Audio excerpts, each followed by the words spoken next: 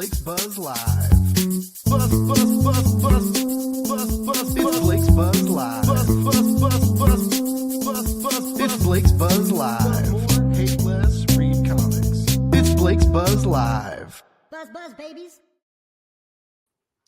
All right, ladies and gentlemen, we're back. We took a couple weeks off because life gets weird sometimes, but Blake's Buzz Live has returned for episode 8, and I've got some wonderful guests this evening. I've got Manny, the star of the star creator of El Crudo, everybody's favorite gorilla in Vietnam. There's so many of them, but El Crudo is our favorite. How you doing tonight, Manny? Doing great. Thanks so much, man. It's a pleasure meeting you. Awesome. Hey, nice to meet you as well. Honor Vincent is in the house, and she's got one of my... Actually, like, New Rat City is so fucking good, and I'm so stoked to talk about it. New Rat City, or not issue 2, or it's like kind of issue 2, but issue 3 and 4, sort of. Right. That's live on Kickstarter right now. We're going to talk about it tonight. I don't know if anybody who backed Honor's last campaign noticed, like, you got what you paid for. There was a whole lot of comic there, and like those staples were holding on for dear life. Like I was surprised. I was like, holy shit. I was like, I got some stuff to read. It was like 60 pages. You can't make a staple bound book bigger than that one. They were like, are you sure you don't want to do a perfect bound? Are you sure? Yeah.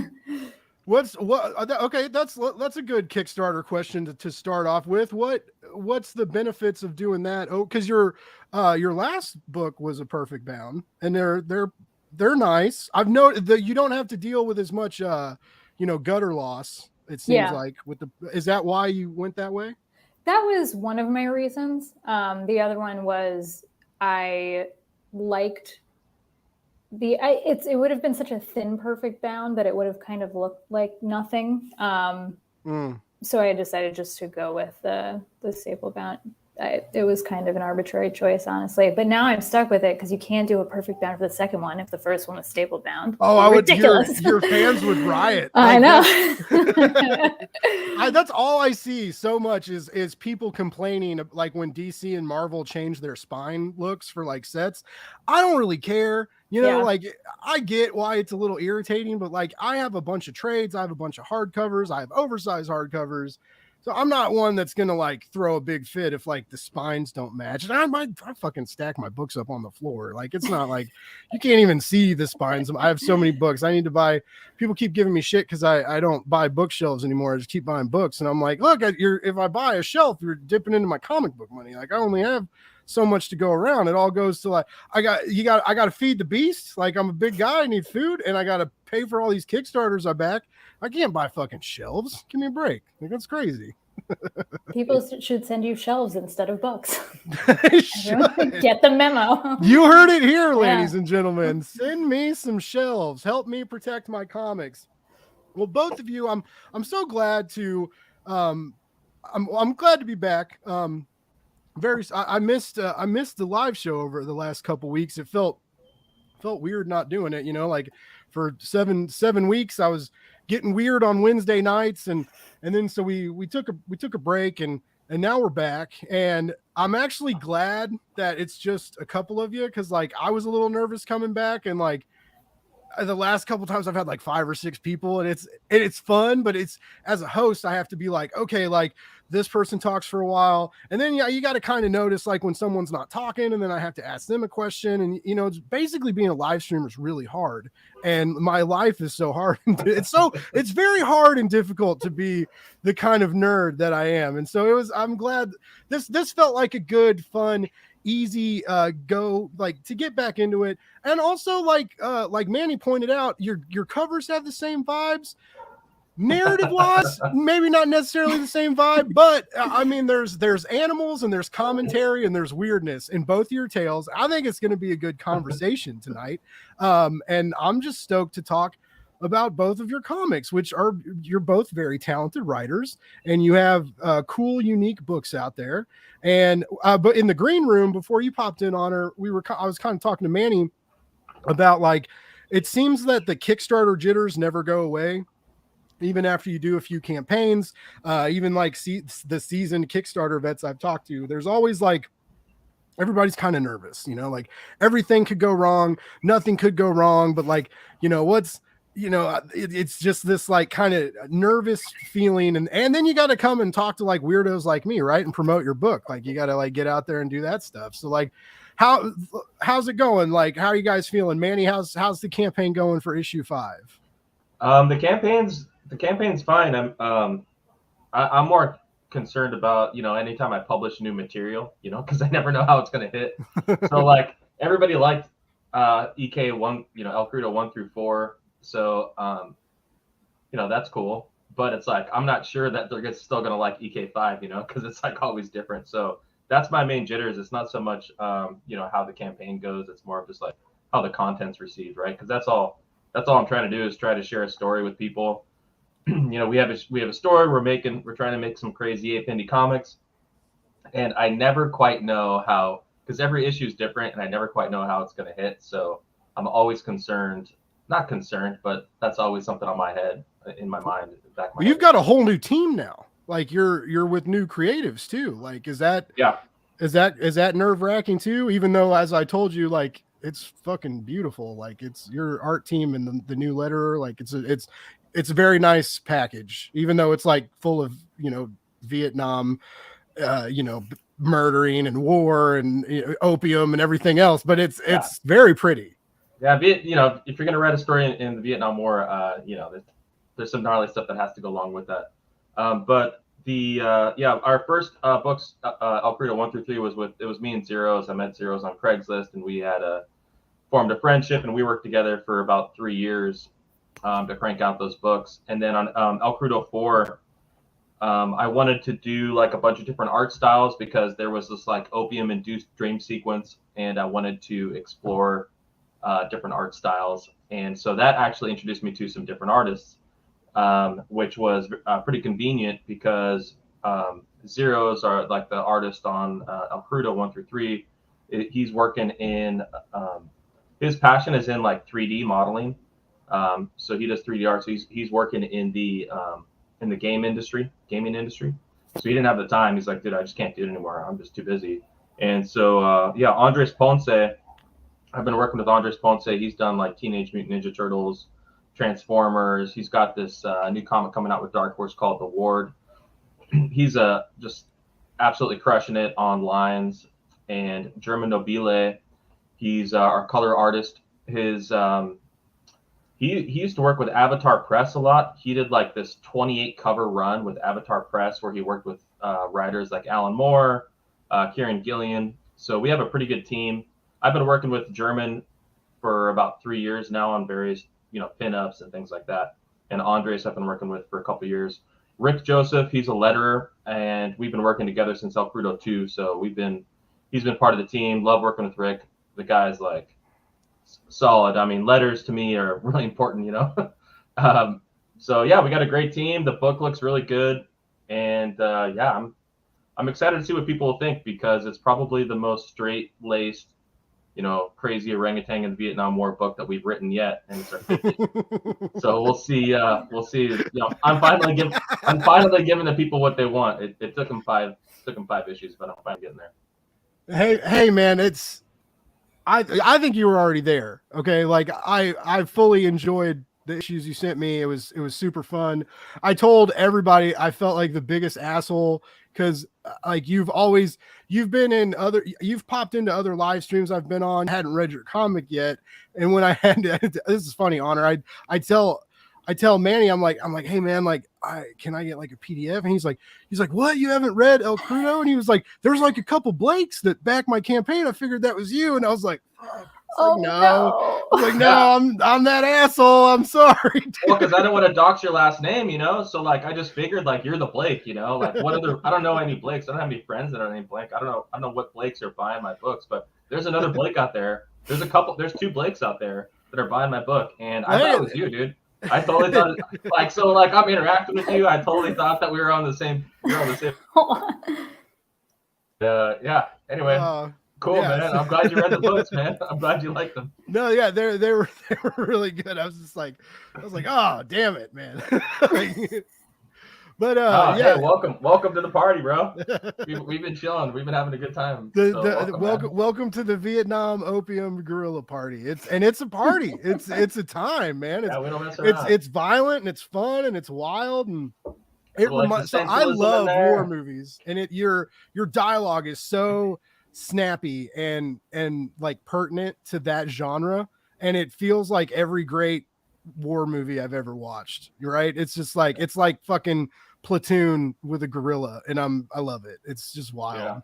Yeah, I'm starting that new tagline because I'm starting the new tagline as the orangutan in apocalypse now, because I used to see the orangutan in the Vietnam War, but that doesn't really cover like the craziness and the weirdness that we're trying to bring. So when I say the word apocalypse now, that kind of resonates a little bit more. So I don't know. We'll see how that goes. I've been trying that the last week. I'll keep you posted.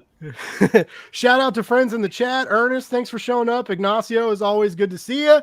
Thanks. Like people still hang out with me even 2 weeks off. That's great. Honor, New Rad City. It's so good. Like holy shit. And it's so like your art team is exceptional. Like holy crap. Like did you have to take out a loan to like pay these people? Like it's so like every panel, I'm just like, man, this shit wasn't cheap. Like, it wasn't. No, they're amazing. I feel very lucky to be working with all of them. George is just incredible. I think that like angles he gets on things are things I would never have thought of in a million years. And two, whenever he sends me a page, it's like he's then gone in and in the, gutters, there's all these little like bugs and things crawling around if you look close enough, and he just like really goes all in on every single panel, so it's great. And yeah, DC, I worked with both George and DC on my last series too, so DC is kind of like the only colorist I've ever worked with.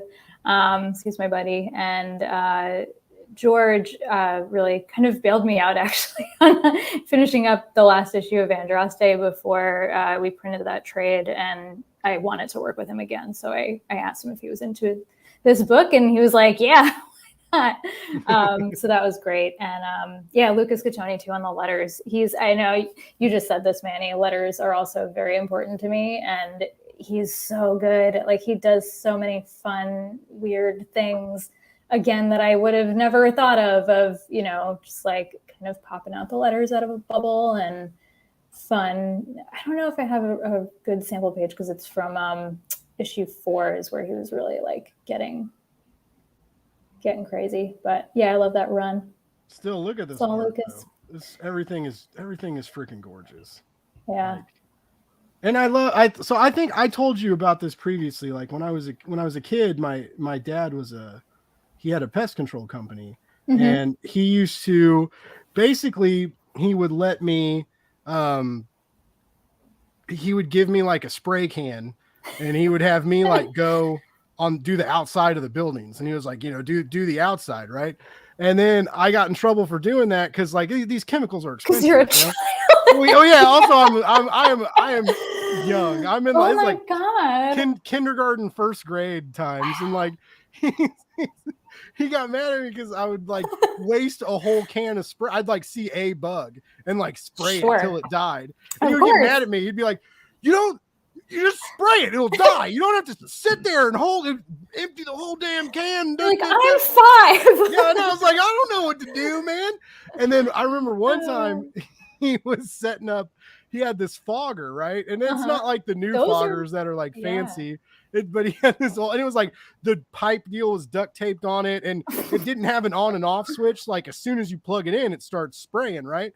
So he's running this extension cord. He puts the chemical. He tells me to sit on this couch. So I'm like sitting in the stranger's house, sitting on the couch. And I'm a kid, no mask or anything. And he gets the extension cord plugged in, and this fucking fogger just starts blowing chemical fog like in my face, And I'm like, Dad told me to sit here, so I'm just sitting here.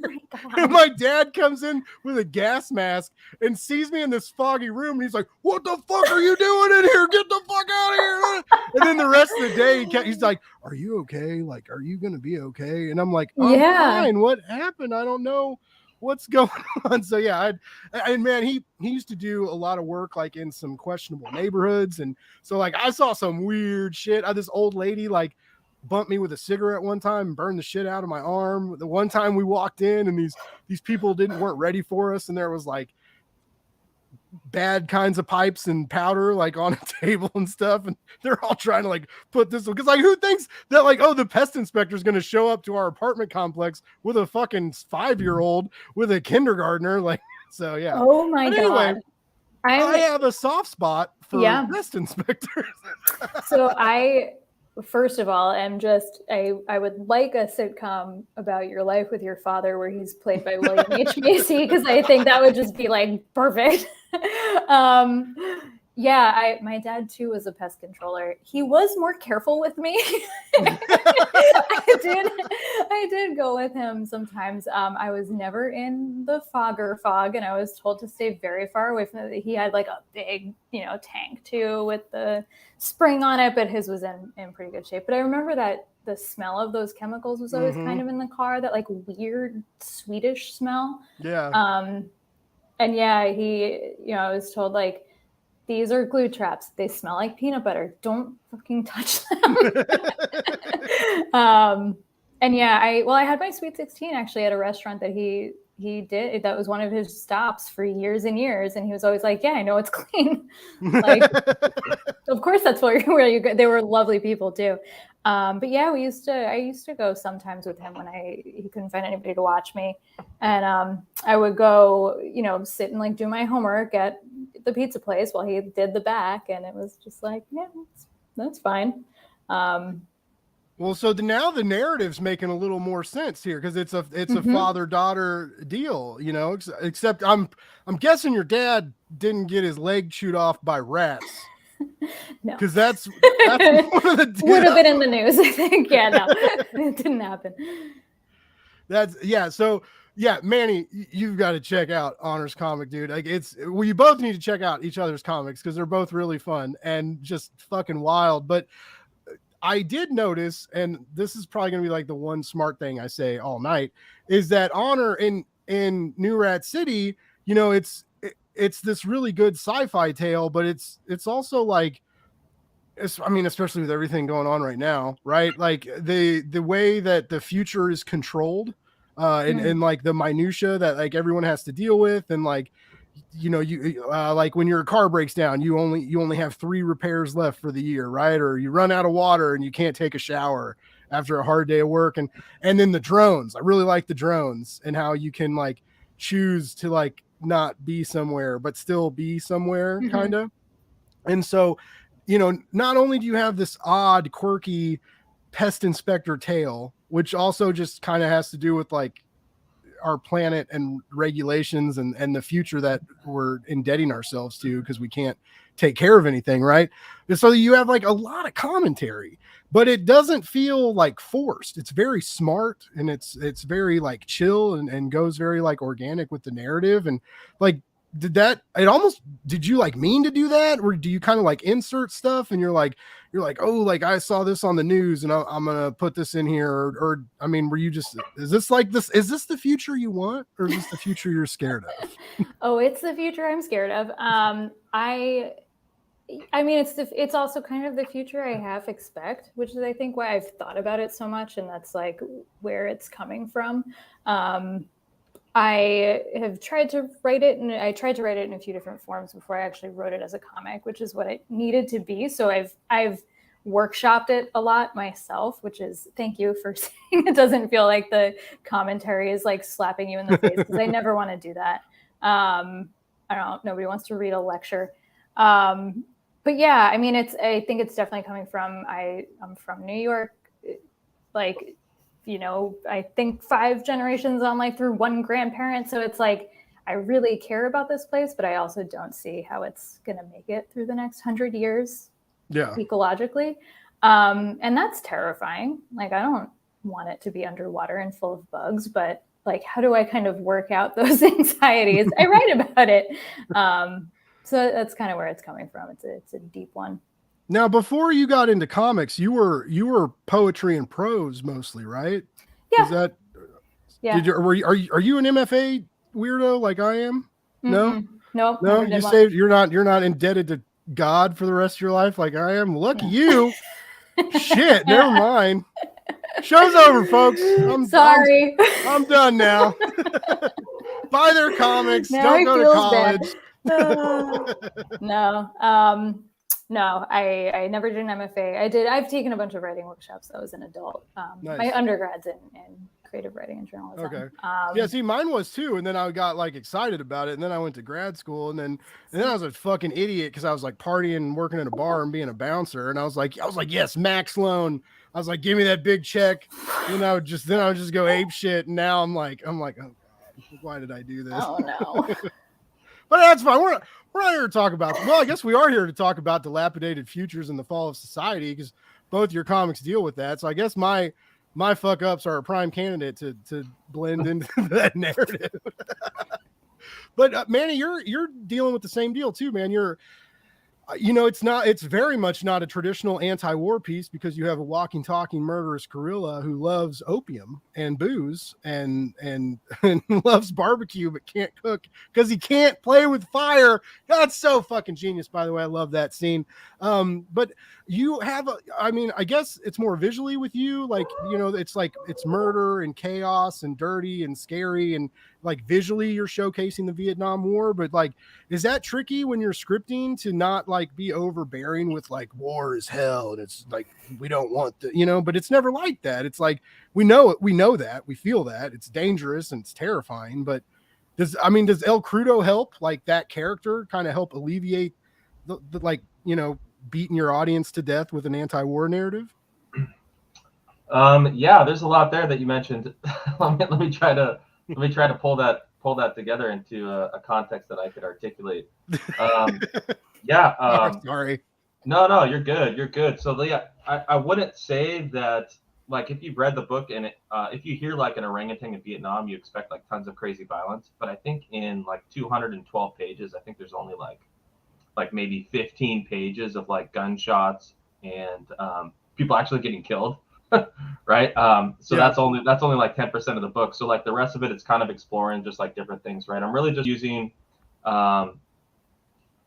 just kind of using, well, first you have an orangutan, right, which is not a human.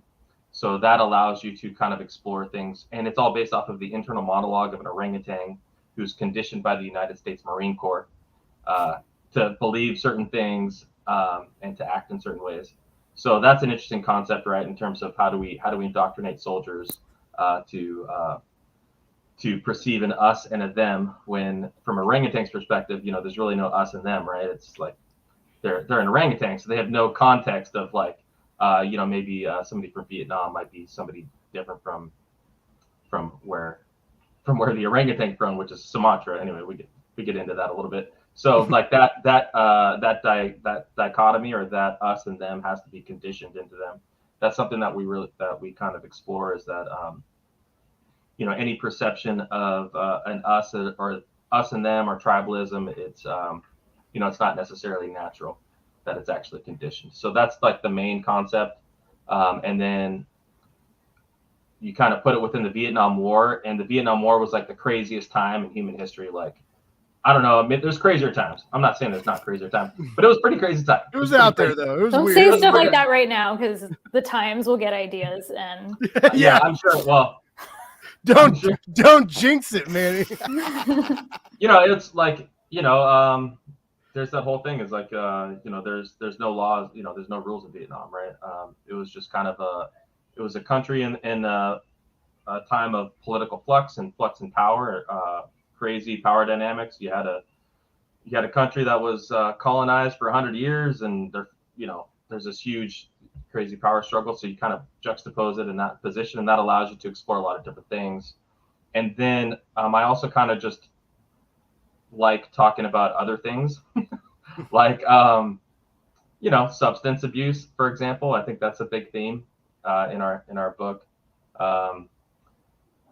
It's kind of hard to articulate. I don't know. I mean, you read the book, Blake. Let me ask you, like, since that's what I'm really interested to hear from you, is like, so you didn't, I always thought that you read the book. So like when we're chatting back and forth, I always was just like, oh yeah, Blake's like read it and he gets it. So when you read like, an orangutan in the Vietnam War, and then you read El Crudo, like the actual work, like what are some of the things that stood out to you as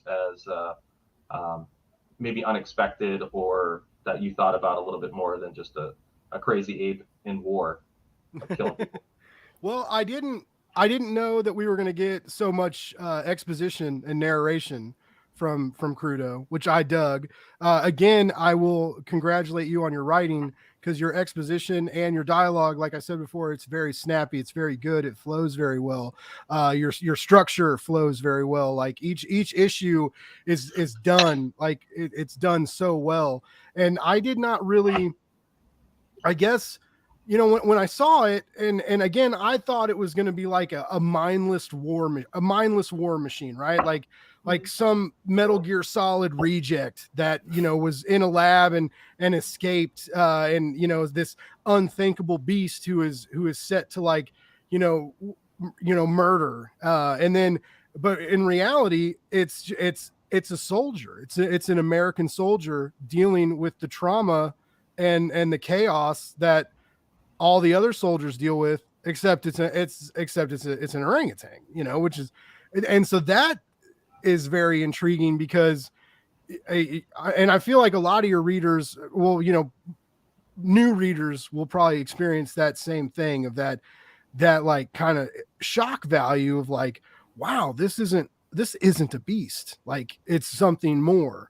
And then the fact that it was like made, it was made and programmed.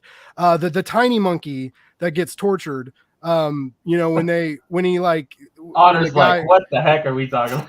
I did back it, but I haven't read it yet either. Oh, thank you. I am excited too. I read the preview, but I haven't gotten to the tiny monkey that gets tortured yet. Oh my god! Well, sorry, spoiler alert. But it'll all come together. Don't worry. There's a point where I kind of wonder, like, the whole time you see this monkey that this guy's treating like shit, and which bothers me, right? Like, that was like I don't want to say like triggered me, but like, it was just like, I love animals, and like, I don't like this stuff like that, stresses me out and makes me sad. And so, but that when they show it the flag, and this fucking like weak beaten monkey like stands up and salutes the American flag, and I'm just like, holy shit, this monkey is fucking all of us right now. Like, and it's like, like, I don't, like, we are beaten, we are down, things are fucking weird right now, and still, like, some of us will like stand up on buckled knees and like straighten our backs and salute this flag that isn't treating everybody great right now. And so anyway, there's this, like, I spiraled into your narrative, dude. Like, I was like, I'm like picking out metaphors, and like, I'm thinking of stuff, and I kept wondering, like, why because it could work in a modern setting. They could be in Iraq, like they could be, or in Pakistan, like they could be, fighting Al Qaeda, and or numerous things that are, you could totally modernize it. And so I kept wondering, like, why Vietnam? But you kind of mentioned that earlier, is the chaos of it all, the weirdness of that time period, Sure. The violence, the lack of control. Like, those soldiers were out of control. Most of them were high and drunk all the time. Like, that whole escalation of like inebriation in the midst of wartime, and then with an orangutan, like, it's just fucking genius, man. I don't I don't want to pick you up too high and like raise you up too close to the sun. I don't want to melt your wings, baby, but like, it's good. Like, no, there's a couple things that I mean, I can comment on. Like, one is, like, I don't think that it was unique to Vietnam, right? I think that that experience was maybe heightened in Vietnam, but I think that that's pretty common in war, right? Yeah. Like you mentioned, Iraq and other things. So I think that's a really interesting thing to explore. I mean, how do we justify going across the globe and killing people we've never met, right? That's an interesting concept. And then, yeah, just like you mentioned, I try to address like a lot of different really core rudimentary ideological perspectives, like barbarism versus civilization, right? What do we, because I also, I have a pretty good dialogue, or a pretty elaborate dialogue with the Vietnamese, right? So, and I don't know, I can't contextualize what their actual perspective is, but I'm demonstrating, that they perceive civilization in a certain way. and we're the we're the barbaric entity, and we're, in our perspectives, we are civilization and they're the barbaric entity, right? So we kind of address barbarism and civilization. We addressed oppressor versus oppressed. We addressed freedom versus coercion, like all of those major kind of ideological perspectives. They're kind of laced throughout there, and I try not to hit it over the top too much. In EK5, in EK5, I was concerned that I might have been a little heavy-handed with my perspectives on those ideological perspectives. But I don't know. We'll see how that hits. But yeah, it's an interesting framework to kind of explore some of these deeper ideas. And in the meantime, it's a super fun book. Like, it's fun to read. You got crazy apes doing stuff, and it's all going to come together in like a huge crazy ape battle. And yeah, I'm having a lot of fun making it. So what's your time frame like on this? Like, what's your issue count? What do you plan on? So it's all based off of a short story that I wrote a long time ago. So I got a stack of material, and I just kind of like chunked it up into issues for like comic book format. I originally chunked it up into 14, but it's taken me about 9 months to make a book. so I'm going to be too old and too poor with kids and grandkids in order to make that book, in order to complete it. So I chunked it down to 12, right? Okay. So I got 5's done. I just need to print it. And 6 is all. 6 we're like starting to work on 6. So I think I'm going to do 12. I think I'm going to cut it down to 12. But yeah, there's definitely a beginning and an end. It's a one story. I just can't afford to, well, it just takes too long. I mean, Honor knows. It takes too long to just make a book. I can't make 12 books. I can't do a book a month. I mean, we're all part-time. I mean, Andres is working with Dark Horse, German Nobile. He's an art teacher, and he's working on this part-time. And I mean, I have a career. I can't just like crank out 12 books in a month. Like I just, in one book a month, I just can't do it. So yeah, so we're right now it's set for 12, but we're getting some legs. And I'm just going to keep making them. It's also a passion project. Like I have my career. I don't ever anticipate being able to make any rent money, let's just say, or mortgage money off of El Crudo. El Crudo 4 was profitable, luckily. And, so that helped pay for some of my comic book addiction. But I just took all of that money and just invested it in EK5. And I'm doing the same thing with EK5. Everything I make in EK5, I invest in EK6. And if something comes of it, great. But right now, it's just something that I have to do. I don't know if Honor's the same way, but I'm just compelled to tell the story. I can't not tell it. I've always just kind of been that way. That's just kind of my creative personality. I just always have to make something, and I have to make this book regardless. So that's kind of where we're at with production and timelines and stuff. So yeah, EK12 coming in, 2029. You heard it here, folks. Blake's Buzz exclusive. 2029. We're gonna end the saga. The war is finally gonna die. You know what's cool though? Anybody that learns to read after 2029 can read all of them straight, right? Doesn't have to wait. And that's the cool part. It's like I got 74 backers right now. Honestly, I sell about 250 books, right, per issue. So that means that other than those 250 people, nobody's waiting for El Crudo 5. You know what I mean? So anybody that picks up El Crudo 6, they're like, oh, there's already 6 issues? Sick. So anyway, it's a small group of people that are mad at me for not making it fast. Comics take a while. That's part of the deal. Like it's a slow moving process. Like it's a magical medium. It does really cool things. It makes us read stories differently and experience stories differently, but they're harder to make, especially in the indie scene. We don't all have that. We don't have that fucking Marvel money, rolling in. We don't have fucking Disney like putting us up on their shoulders in the swimming pool doing chicken fights. We're not that lucky. Honor, so with yours, and I appreciate it because especially with Kickstarter, when things do take a little bit of time, I appreciate like the double issue, and I thought that was Mm-hmm. cool. But that campaign, I feel like that book didn't show up in my mailbox. It wasn't that long ago. You're hitting the ground running with like these 4 issues. Like that happened quick. Yeah, there were a couple of reasons for that. One was that it got picked up by Scout for release later this year. So they're going to do an issue 1 and then a trade paperback, and they want to do very reasonably that not, at an overlap with what I'm doing. So to, make everything work together, I had to have this campaign delivered by like this fall. So like, all right. Well, congratulations. Like you said, it's like, I'll do it. I don't think I knew that Scout picked you up. That's rad.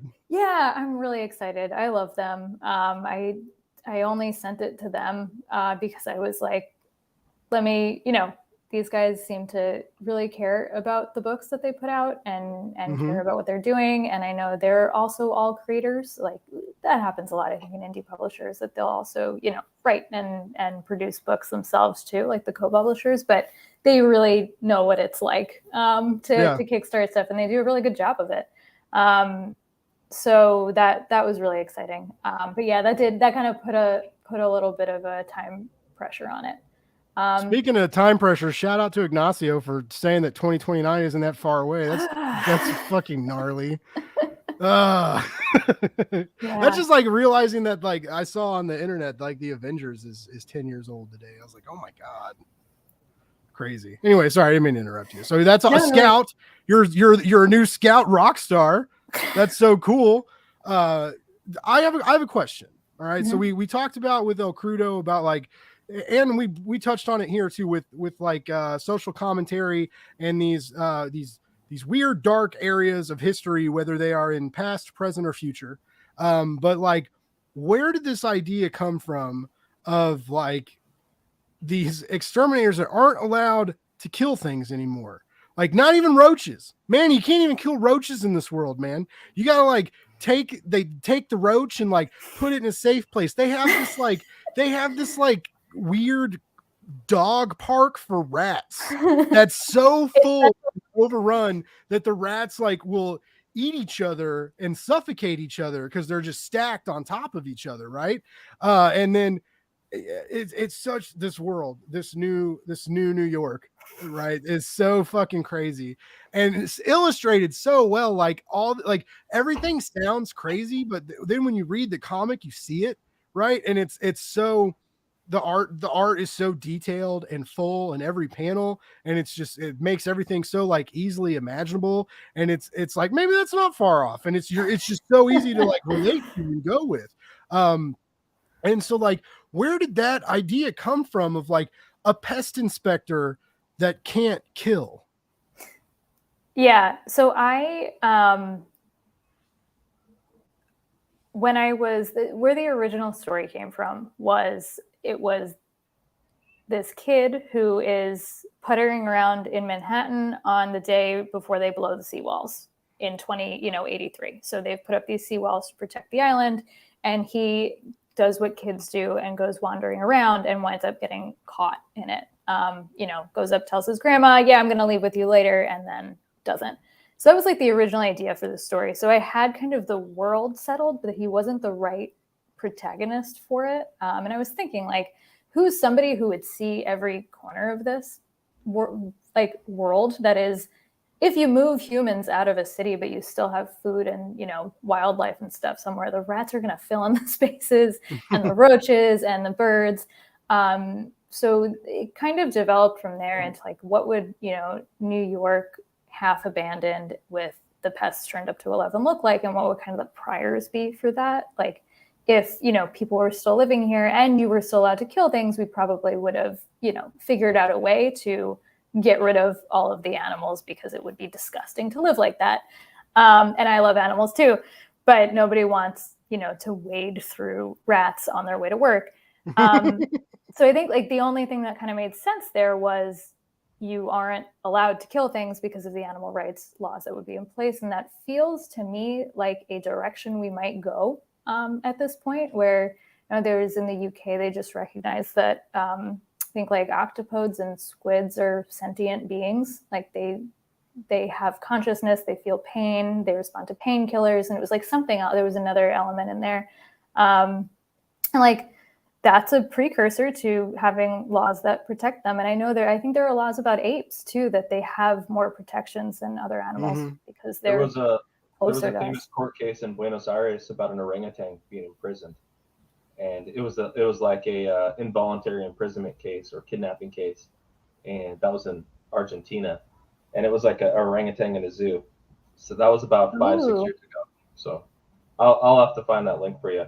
Yeah, that's awesome. I mean, it's not awesome, but it's like that's fascinating. And thinking about in 60 years, what might our laws look like around that? Like if there's a lot of advocacy against if things are going extinct at the rate they're going extinct now, people will get more protective of animals. So maybe there is a federal law put into place that you can't kill anything. We have other food sources at that point. So it's doable. So that's kind of where that came from. So pest controllers in this world, they're not called exterminators anymore. Some of the old guys will still use the word, but because it was recent enough that they remember being able to kill things. So there's a little bit of friction there. But Felicia, who's the main character, never has. So she's highly uncomfortable with the idea. So they're called pest controllers, and they have all of these different tools to kind of, like the rat pound in Central Park, they do die in there, but humans aren't causing it. So it's a loophole. It's like, all right, well, we can get around this. The roaches, they use these sound cannons and pheromone sprays and like neutering sprays. So they're not, they can indirectly cause things to happen to the animals, but they can't actually hurt them. That's interesting. Are you making a commentary on like the lack of precision nature of policymaking, right? Because I think that rats and roaches are not, they're probably going to do pretty well regardless. You pass a law and it's imprecise and it's like a machete as opposed to a scalpel. Is that part of the commentary? Yeah, I mean, I think what I was thinking there was like there is kind of a difference in how we view animals in an urban setting and animals in a rural setting or in, a jungle or in a zoo. And we tend to see the animals that were really like cheek to jowl with this as like, ugh, get away from me. Because if a chipmunk went running through your house, you'd be like, that's kind of cute. Like, that's a funny story. If a rat goes running through your house, you're like very upset about that. And like, they could both carry diseases. They're both rodents. What's the difference? Only one of them can teach Ninja Turtles how to fight. Yeah, exactly. It's not a chipmunk can't do that. I might say that's a New York perspective because here I live right outside of Seattle, and screw squirrels, screw chipmunks. Those guys can beat it. We have our property. I don't own this property. I live in an apartment building, but they have rat traps and they're for squirrels. So just so you know, just because they're cute and fluffy, like, dude. They cause mayhem. They tear up everything, dumpsters, trash everywhere. They pull out like chicken bones and they'll just leave them all. Anyway, yeah, they're a wreck. So out here in the Pacific Northwest, we don't look at squirrels as cute and fluffy. No. They're horrible. And my dog hates them too, and I trust my dog. I really do. Dude, my new puppy hates squirrels and birds. Like he will just he sits in the yard, he'll see one, then he'll run after it, right? And he's fast. He's a fast little shit, but like a squirrel is faster. And this little monster that I adopted is not like, he can't climb a tree, thank God, because oh my God, if he was he's enough to deal with. Like, we haven't had a puppy in this house in a long time, and so it's just like, what do you mean you won't sit still while we watch a movie? Why are you doing this? And so everybody's adapting. But anyway, so he goes outside. It's like 7 o'clock in the morning, and he'll see these squirrels, man. He runs after them, and then he'll just sit at the bottom of the tree, and you can watch him. He's just like looking, and he just keeps barking, and it's like, dude, like, barking at them's not going to do anything. They can't fucking understand you. B, they're not going to come down and be like, okay, you can like grab me and shake me. Like, but yeah, he's just, and he'll like, birds will fly. They're flying. And he's just like, And I'm like, you're not going to get him, dude. Like, you can't fly. It'd be neat if you could. If you were the one dog that could fly, great. But you can't. You're never going to do this, little guy. So I just feel like he's just living in a world of disappointment right now because he just can't exist on the same plane of squirrels and birds. Like it's all about the chase. You know that. It's not about getting the squirrel, it's about chasing the squirrel. That's what it's about the chase. My dad he really hates squirrels also, and he always called them rats that went to charm school. And he was always very annoyed that people didn't see them as rats, basically. So they're fluffy rats. Yeah. Exactly. Yeah. I love them, but I have a friend who loves rats, and like that's her like chosen pet of they're choice. very smart. Yeah, like you can like train them and shit. Yeah. I didn't know that. I also didn't know that they only live for like 2 years at the max, and so like that's a hard. Yeah. I mean, I just had to deal with this, right? So like, I think everybody knows I lost my baby girl, and like, you know, and we got 10 years with her, and like, but it does not take long to fall in love with a new animal. So this is funny. The new dog, right, Bruce, I told him I loved him, right, and I felt scared when I did that, right? Like I was scratching him, I was like, oh, I love you, and I almost was like when you're dating someone new and you say it on accident and you mean it, right, but you're like, oh shit, should I have said that already? And I had that anxiety with the dog. I was like, oh my God, is this too early for me to tell you I love you? Oh, you can't even fucking understand the words that I'm saying. And I was like, was it too soon? And like, anyways, so it doesn't take you long to fall in love with an animal. Like that bond happens quick. And so she gets all these rats, and she has this beautiful, shout out to Allison. You're awesome. I don't know if you watch my live shows or not. Maybe you're not awesome if you're not fucking watching my live shows, Allison. # guilt trip, # Blake's buzz. Anyway, but she has like these 2 crazy, like beautiful ornate cages with all these toys and tunnels and all this cool shit. So like her rats are living the fucking dream for their 2 years. And like, but I mean, she gets really attached to him. And so I was just like, I was thinking about that, and I was like, man, like, it's just, it doesn't take long to fall in love. And then it doesn't take long for them to like live out their life cycle too. So it's an interesting animal. Like, I get that they're small, but like how smart they are as opposed to their lifespan, it's just odd. I don't know. I don't know where I was going with that, but rats. I think it's crazy. Like people who adopt, which I really respect people who do this, adopt senior dogs and cats to give them a home. And it's like, you're a saint. I don't know that I could do that over and over again. Cause some people they'll adopt a 13-year-old dog and yep, you're going to be my friend for 1 year. Yeah. Well, that's wonderful. But it's like people that foster. Like, I think it would be really hard to foster a dog. Cause like, I would be like, well, now you live here, and right. Like you're just gonna stay here now. And I mean, that's probably what they hope for. They're probably like, oh, they're gonna foster them and keep. But I mean, there are people that like let these dogs live there, and then people that like mean dogs and dogs that like don't know how to act and stuff, and they'll like teach them and socialize them and like get them ready for a family. That's even crazier. But to like spend that amount of time with an animal and then willingly let it go. And even before all this shit that happened recently, like I'm addicted to like dodo videos and stuff, right? And it's like, and when they show you these like stories of like, we found this pit and it was a fighter dog, and it was like half his hair was gone, and we found him, in a hole underneath the house, and we had to like excavate this crawl space and like save this dog, and it's just like these crazy stories, right? And then they take them home, and they like the other dogs get to play with them, and they like have this like really beautiful story, and then they're like, oh, we found him a forever home, and then the foster people are like bawling, and then I'm fucking bawling. It's like 3:00 in the morning. I'm laying in bed on my fucking phone when I should be asleep, and I'm just like, it's so beautiful.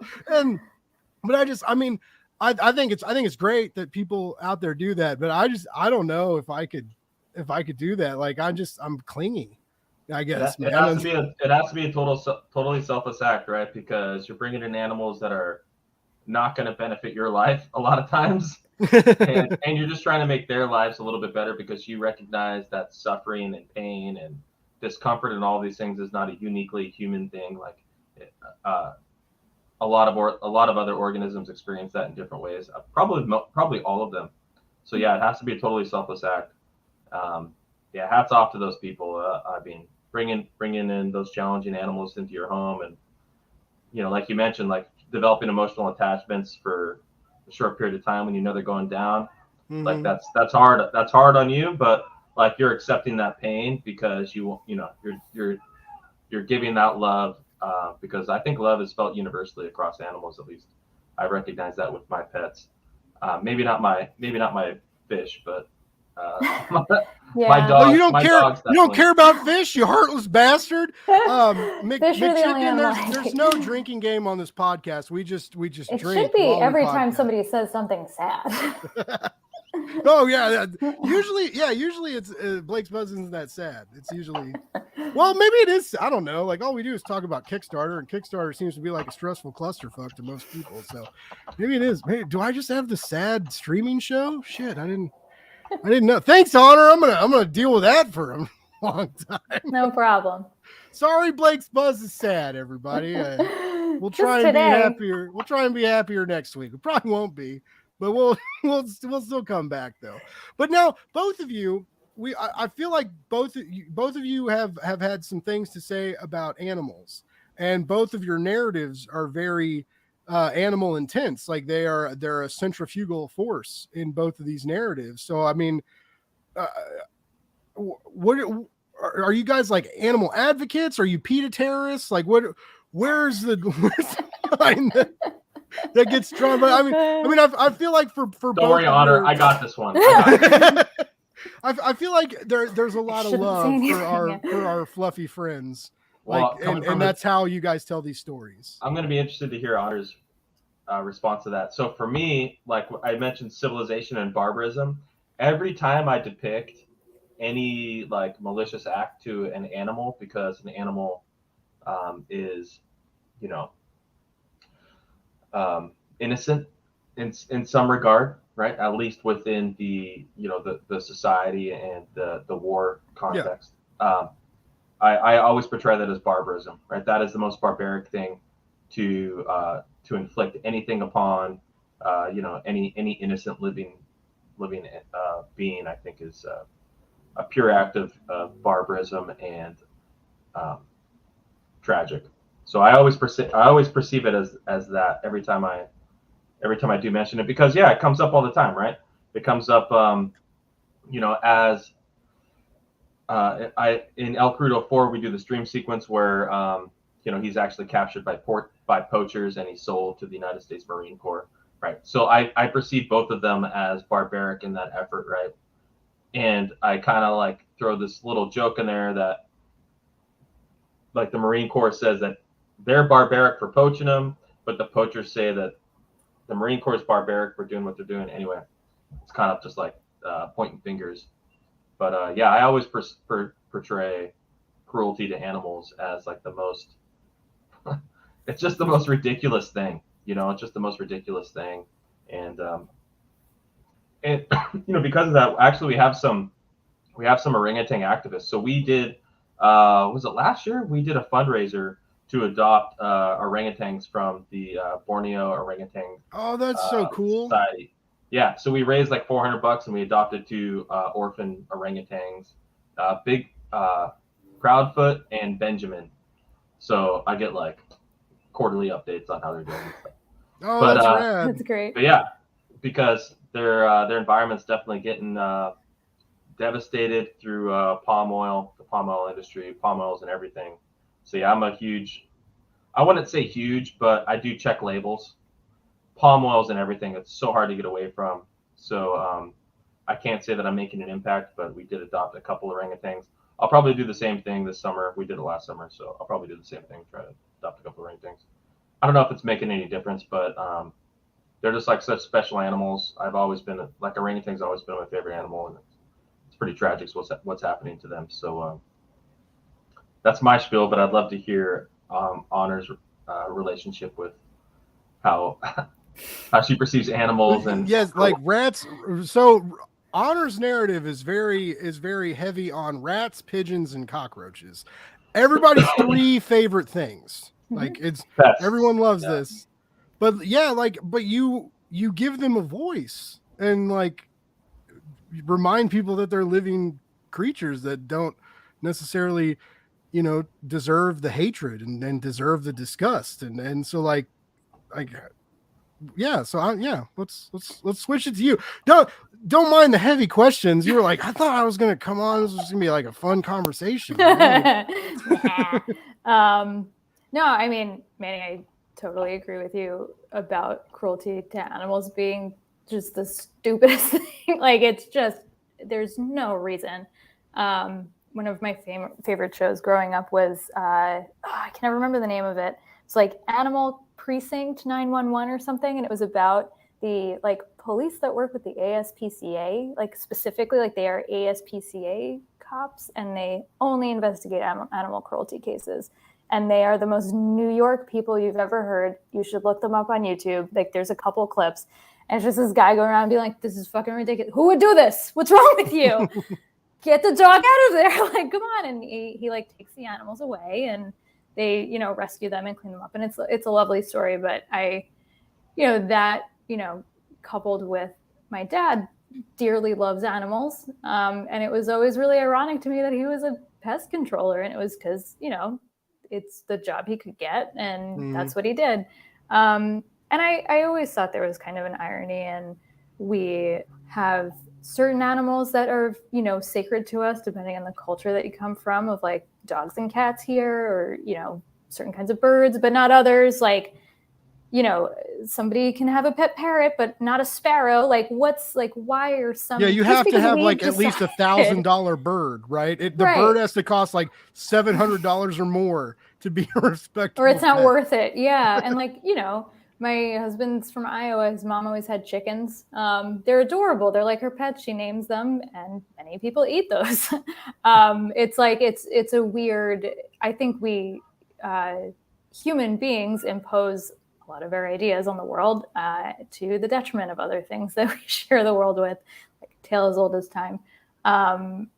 So I think I that kind of infiltrates a lot of my work. I wrote a short story too recently for 2000 AD that was about a mouse that is a lab mouse, and he doesn't realize that he was a lab mouse.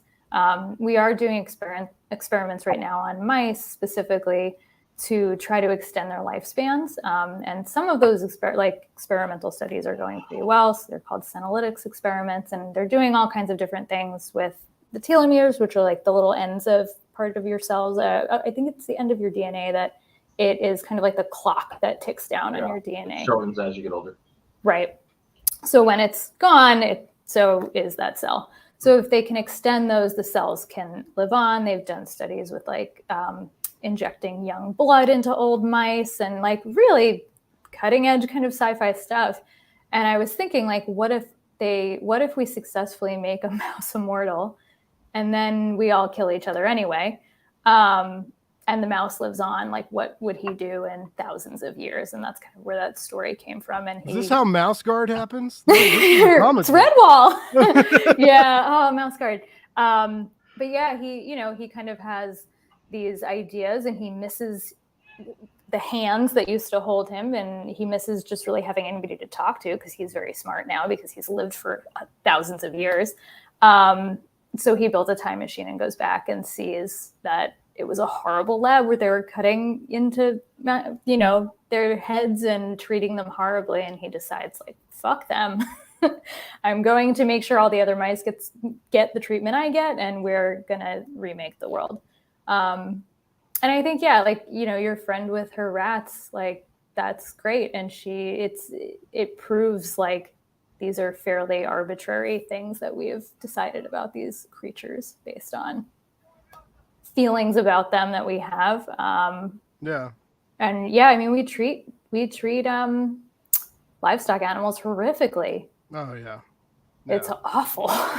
And I'm like the biggest hypocrite with that, because I will watch like videos like online, and I like cry, and then I like eat the fuck out of a cheeseburger. Yeah. And I'm just like, oh, you like, I'm the biggest hypocrite. It's super tough because it's like super ingrained in it's super ingrained in our like civilization, So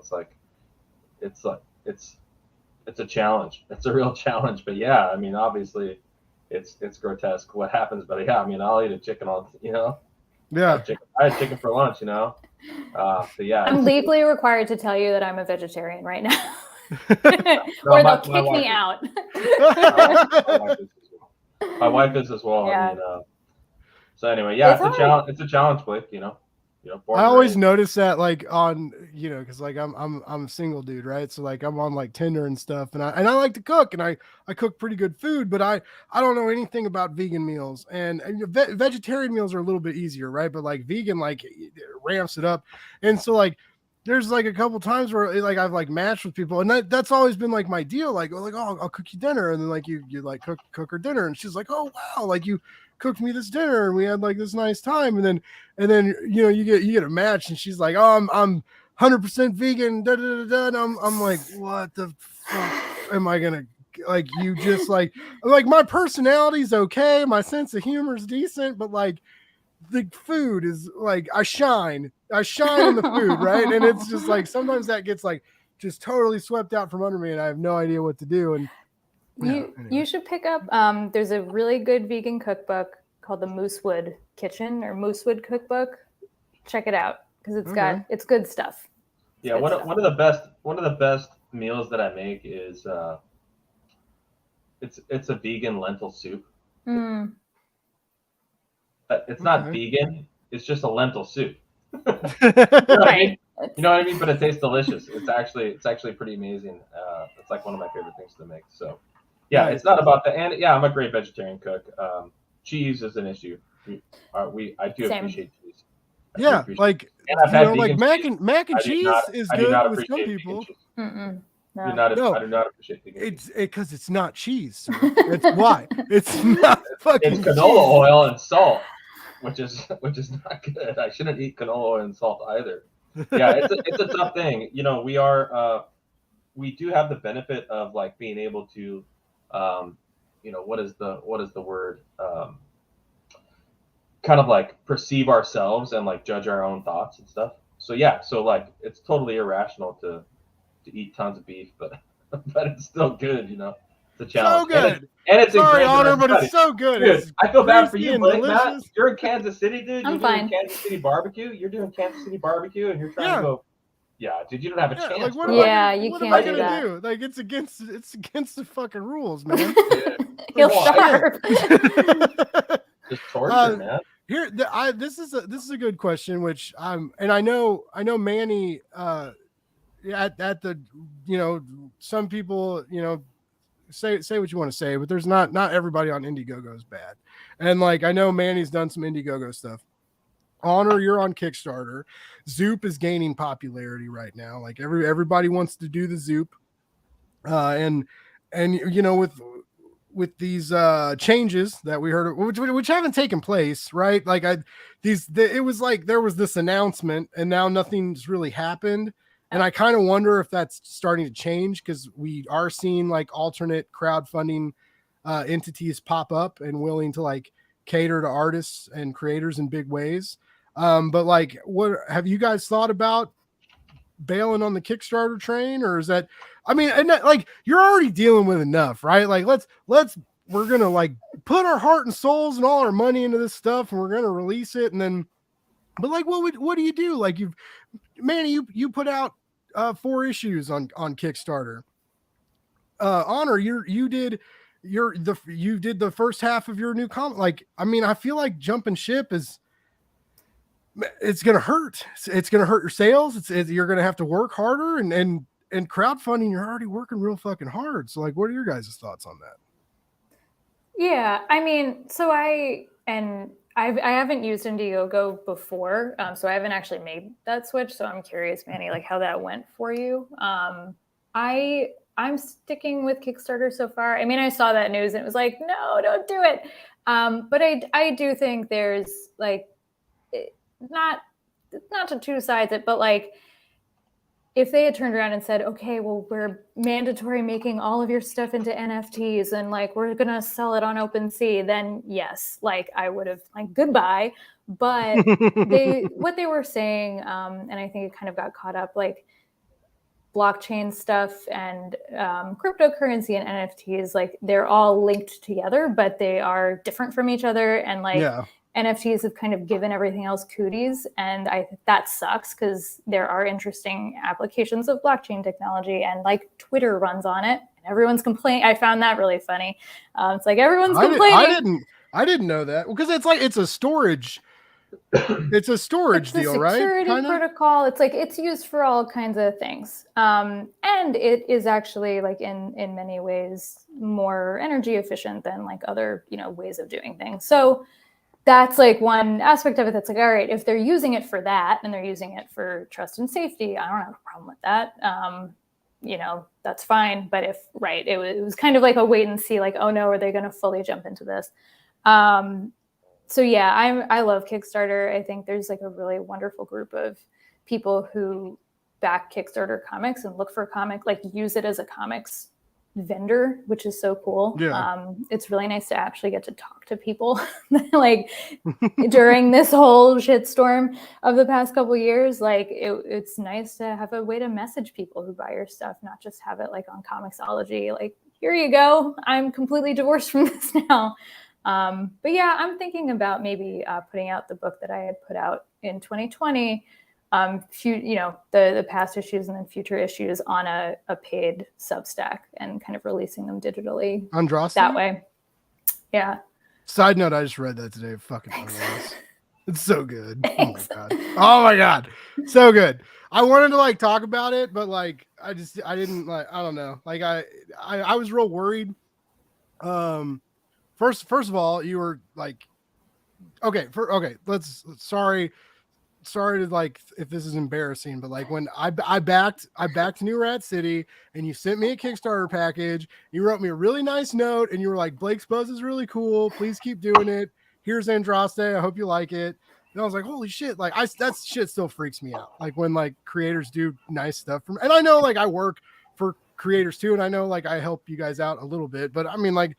It just, I don't know. I'm just not used to it. Right. And like, it's like, I was all up in my feels and I was like, oh man, that was cool. And I like showed the note to my friends and I was like, this is like, it's what I'm doing. Like, I'm not just wasting away online, like being a fucking asshole nerd troll. Like that's not unhappy with anything, talking about fucking MCU shit that isn't doing everything that I want it to. So let's like argue about it. And so, like I thought that was really cool. But yeah, I was kind of worried because I'm not a history buff, but I do love like when HBO did Rome or like the History Channel series like Vikings and stuff. Like it's so cool. And that's very much what Andraste is. Like it's like rooted in history, but it's a really wonderful like melodrama with great action. Tons of art from like numerous artists and everybody's just like batting 1,000. Like it's beautiful and like, and it's like half a trade, right? Like it's a 3 nice, issues. Yeah. You get a lot to read there. And so, yeah, like that's so cool. So you're thinking about doing Substack. So that's interesting because I just launched a Substack because I'm too dumb for WordPress and I'm too poor for fucking Wix, because Wix, I had my blog on Wix, right, and it was going well, and I had some people like help me out and like donate money and like help me get Blake's Buzz rolling, which is another weird deal that I'm just not used to. And I was like, so that was like rolling. And then that year ran out and Wix was like, all right, so like you owe us like $450 in a couple weeks. I was like, well, no, I do not, sir. I was like, homie can't play that kind of game. Like that's my private student loan payment basically, which, no, none of us are paying student loans right now, but I got like the special student loan that I still have to pay for. So anyway, I was messing with that and I was like, okay, I'm going to bail. And then I paid more money less money than that to get my domain name and stuff back to me. And then was going to do a WordPress thing. And then I'm like watching all these YouTube videos and I'm like, all right, we're going to launch a WordPress. And during this time, I was like, all right, we're doing a podcast every week. And I'm like lining stuff up. And then I was like, you know what? A podcast once a week. What is that? Like everybody does that. Let's do a live stream too. Let's do 2 things during a week and let's work 40 to 45 hours a week for this fucking job. And like, it's like, let's just like put your heart and soul into this, Blake, like all or none, right? Like we're going all in on a 2-pair, right? That's pretty much how Blake's buzz was. All in on a 2-pair and a Hold'em game. And you never fucking go all in on a 2-pair. So anyway, everybody knows that. Everybody knows that. I don't though. I'll do it every time. Cause there's just, I got not an inside straight, but it's close. I'm a bad poker player, by the way. Like I think everybody knows by now. Anytime you want to play I'm poker, terrible with money. Anything that has to do with money, like Blake is not good at it. I'm really good at getting rid of it. I'm like, ooh, get this away from me. Like, let's get things. Like, I don't want the money. But anyway, so I pay some extra money and I'm like getting ready to do WordPress. And then I'm like, this is a lot. And then months went by. And I didn't get to write a review. And then I started getting that itch back, right? I was like, Mac, I want to write, I got a pull quote on some books and that felt really fucking cool. And then I was like, man, I miss writing. Like I love talking to you guys. I love these conversations, but I miss that, the hack and the clack of the keyboard. Right. So I fucking go into Substack and it's so easy and so inviting. And it's just like, it's like the devil on your shoulder. Like, come here, Blake, come to us. And it's this like hybrid of like, you can utilize it as a blog or you can use it as a newsletter or you can release bits and pieces of comics. And then if you want to charge people, I'm not charging, right? I'm just using it to like post reviews, but you can like very easily like generate income from it. And there were some people that are like, well, it's, there's bad people on Kickstarter. And I was like, there's fucking bad people everywhere. Look at Twitter. Look at Twitter today. Yeah. Go into all those political articles right now and fucking read the asinine, crazy, right-wing, religious, fucking no-brain, fucking googly-eyed weirdo motherfuckers that are saying the most outrageous shit all over. Like, there's hatred everywhere. And that's what I don't get. But yeah, it's so fucking easy. And I'm getting, so like when I was on my blog that I paid a lot of money for, I was getting like 20 to 30 hits on a post if I was lucky. Like if the creators retweeted me and like people read the blog and stuff. One time for my Geiger review, when Jeff Johns launched Geiger, the artist retweeted me and I got like 100 hits for my Geiger review. And then but now like with Substack, like I'm getting like 60, 70, 80 plus people are reading these reviews. Like my audience is getting bigger and in my world and in your world too. Like we're creating content. We need people to read it, to listen to it, to, and it makes it really easy and it's free. And it's just and I'm like, I'm sorry. Like, I don't want to sound like an asshole, but like, there's hatred everywhere. Like the whole Seagate shit is everywhere. They're on every platform that's available.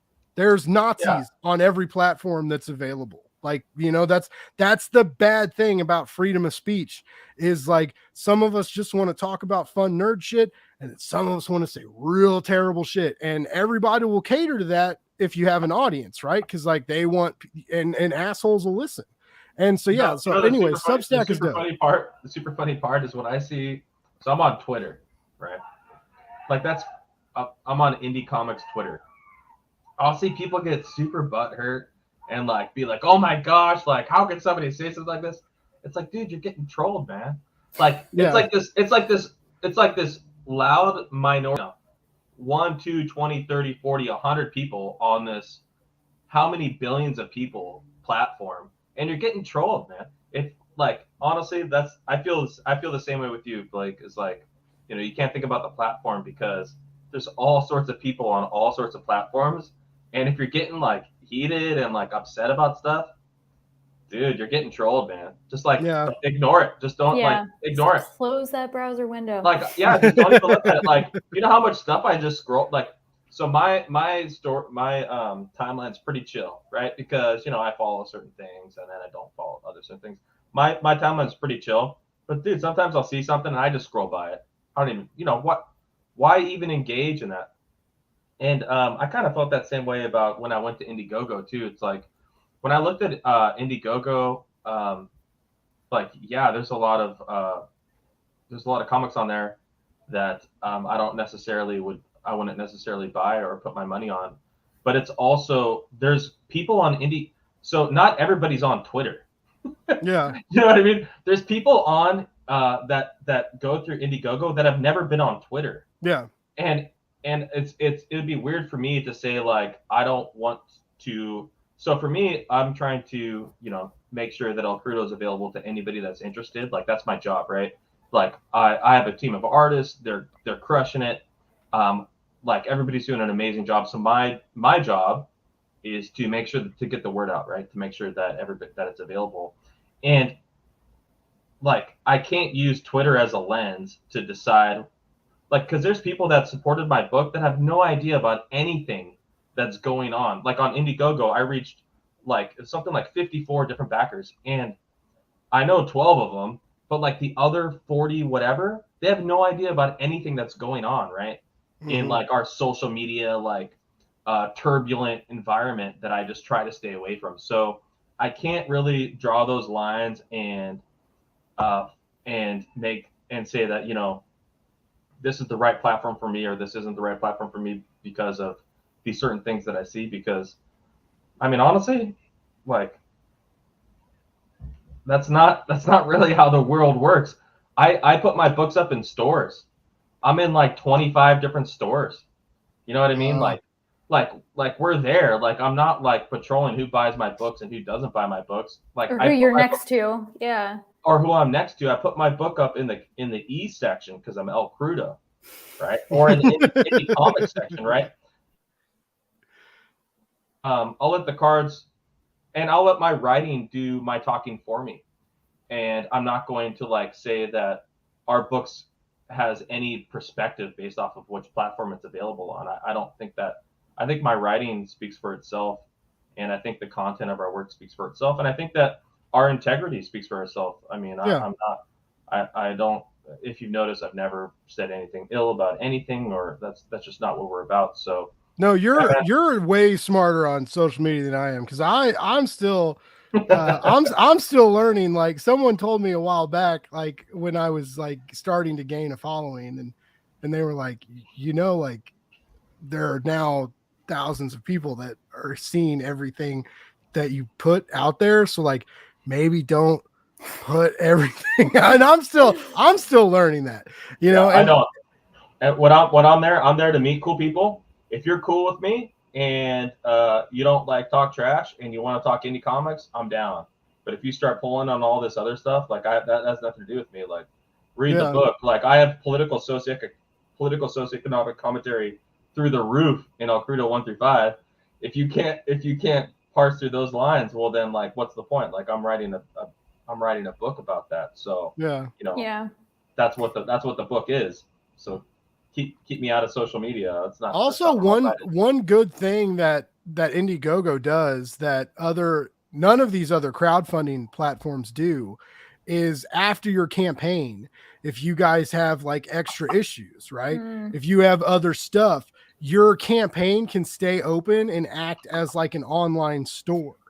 And a lot of creatives find that useful. And it's really a bummer that it has that bad taste in everyone's mouth. And I think things are starting to change a little bit, because now even Kickstarter has put bad taste in people's mouth, right? Like, it's not everything tastes weird now. Yeah. We got to like find something, you know, it's like a weird scratch and sniff world that we're in. It's not everybody. Like, I have 74 followers.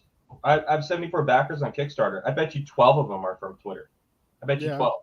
I bet you 62 of them are from other places that have no idea what you're talking about. Yeah. They don't understand it. We get it because we have to look at our timelines and deal with and filter out that trash. Like, dude, there's just some trash, man. You just got to filter that out and just realize that's not the world most people don't even know what we're talking about. I talked to some of my friends. I'm like, dude, yeah, I got to be careful what I say on Twitter because like somebody's gonna come after me. You know what I mean? Because if I use this wrong hashtag or whatever, people are gonna come after me. But dude, nobody has any context about that. Like, yeah, it's I would say fewer people. I would say like 20% of our backers are like aware of like this indie comics, war or whatever, culture war or whatever. So that's been my experience. I don't know. That's how this happened. That's how Blake's Buzz Live happened. I mean, well, it happened by getting too many requests for the podcast, and I had to figure out something. Like, I wanted to talk to more people and figure out a way to like not just do one thing a week and then have, I was like, oh, like we could do like YouTube and have do like a forum live, right? But also like I heard that same thing. Like Twitter is a like they're a minutia of nerds online, right? And like everybody thinks like Twitter is like the go-to for the comic book scene, but it's not. Like there are tons of people tons of Wednesday warriors, tons of Kickstarter warriors, tons of people that buy like omnibuses and trades and stuff on Amazon or Barnes and Noble or whatever that don't do social media. They just don't fucking do it. I set up my table in downtown of the city, and I have my table out there, and I sell to anybody that walks by and anybody that's down. I mean, you know what I mean? Like that's kind of where the interaction between making a book, that there's a statement in the book. I mean, you read it, Blake, so yeah. I know it resonates. So like, there's a statement in the book. I'm not saying that I'm passive. Yeah. We should all do opium. We should all just chill the fuck out and do opium. That's not, I'm kidding. Ladies and gentlemen, I'm so kidding. That was a huge, there's so much more to El Crudo than that. Like, that's where it ends. Don't listen it's not the social media wars that we're, that I think you and I, we've been observing quite a bit. Yeah. We've been around for a minute, like I'd like to hear Honor's experience, honestly. I mean, at the risk of like, knock on wood, everybody's only been very nice to me on the internet thus far in my life. Like I've never had, I think it's because I dip into Twitter and I'm like, here's my thing, goodbye. Like I really try not to spend too much time there because you can make yourself miserable. And would I think like, would I continue sitting in a room if this is how people were talking to each other? No, I would leave. Why am I reading this all the time? That's a good way to put it. Yeah, like I think it's a way to just check like what you're like, because it's built so that you keep reading it. It scrolls forever, like it's always there. Like these things are engineered so you stay on them, which is crazy.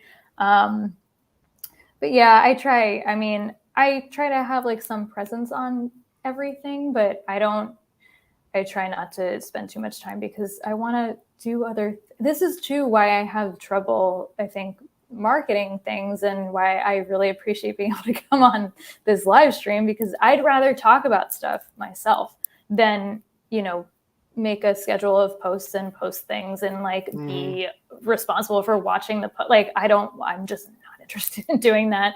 And I'm a member of a couple of like indie comic groups on Facebook that are really great and supportive and really nice people. But yeah, I mean, I think at the end of the day, like it's a stressful thing to do. Like you're putting a lot of yourself, a lot of your money on the line when you're making an indie book, like if you're producing it. And that kind of stress can lead to people lashing out a little bit or like wanting to commiserate and feel a little better. And it can feel better to vent your spleen, but it's there forever. Like people are going to go back and read your tweets and be like, what a dick. and even if you delete them, like some fucking asshole out there screenshotted it. No, nothing. Someone screenshot that shit and they're ready. They're ready to like to put that out there in the world. Have you gotten any feed or have you mentioned to anybody or do you have a Substack currently? Yeah, I do. So what I did actually, funnily enough, my sites are on Wix. For my comics, like I have kind of landing pages for each of them. And then I realized like I had a tiny letter newsletter. Like I also like writing longer newsletters. Like I'd rather do that than tweet. And I was building a good list. So I was like, all right, what's a better way to do this so that everything's kind of unified? So I just ported my old blog posts about like how much it costs to make an indie book and like background on, like going to Comic-Con and all of those things onto my Substack, so that there was stuff there, and then started writing my newsletter there. So now there's like a news section. There's going to be a more robust, eventually, section about like the craft of making comics that I wrote the first post for, and then there will be the digital comics that I put out there too. Nice. Yeah, I just think it's for free. Like, it's so useful. It's a great tool. Yeah, they really built it in a thoughtful way. Yeah, it works. Yeah, dude, you should. It's very easy. I launched it like right before my dog died, and then so like I took everything, I did all this shit, right? And then my little asshole dog got sick, and like threw a wrench in all my gears. But like, I had to take a little break. But like I've put out a couple reviews, recently. And Valiant, I'm now on the Valiant press list. Fucking heavy metal. Like, I'm working with Heavy Metal magazine now, and like they don't care if you have a real blog or a Substack. Like, I'm putting reviews out there, and that's what's cool about Substack is you get subscribers, right? And I'm not no hot shit Substack. I got 47 subs, right? And not even all 47 of you assholes open the emails I send out, by the way. And zero. Like, let me let you know about that. But you can, just like a blog, you can post the link to the article or the piece that you write. And even if they don't subscribe to you, people can go look at it. If the people retweet you, they can go click on it, they can look at it. And I put like a reminder at the end of the article, like, hey, if you like subscribe, and again, all my stuff's free right now. I'm just using it to write reviews, but it's working. And I'm not being an asshole. And I have a good voice, and I'm trying to put some positive, words out there for indie comics and all comics, right?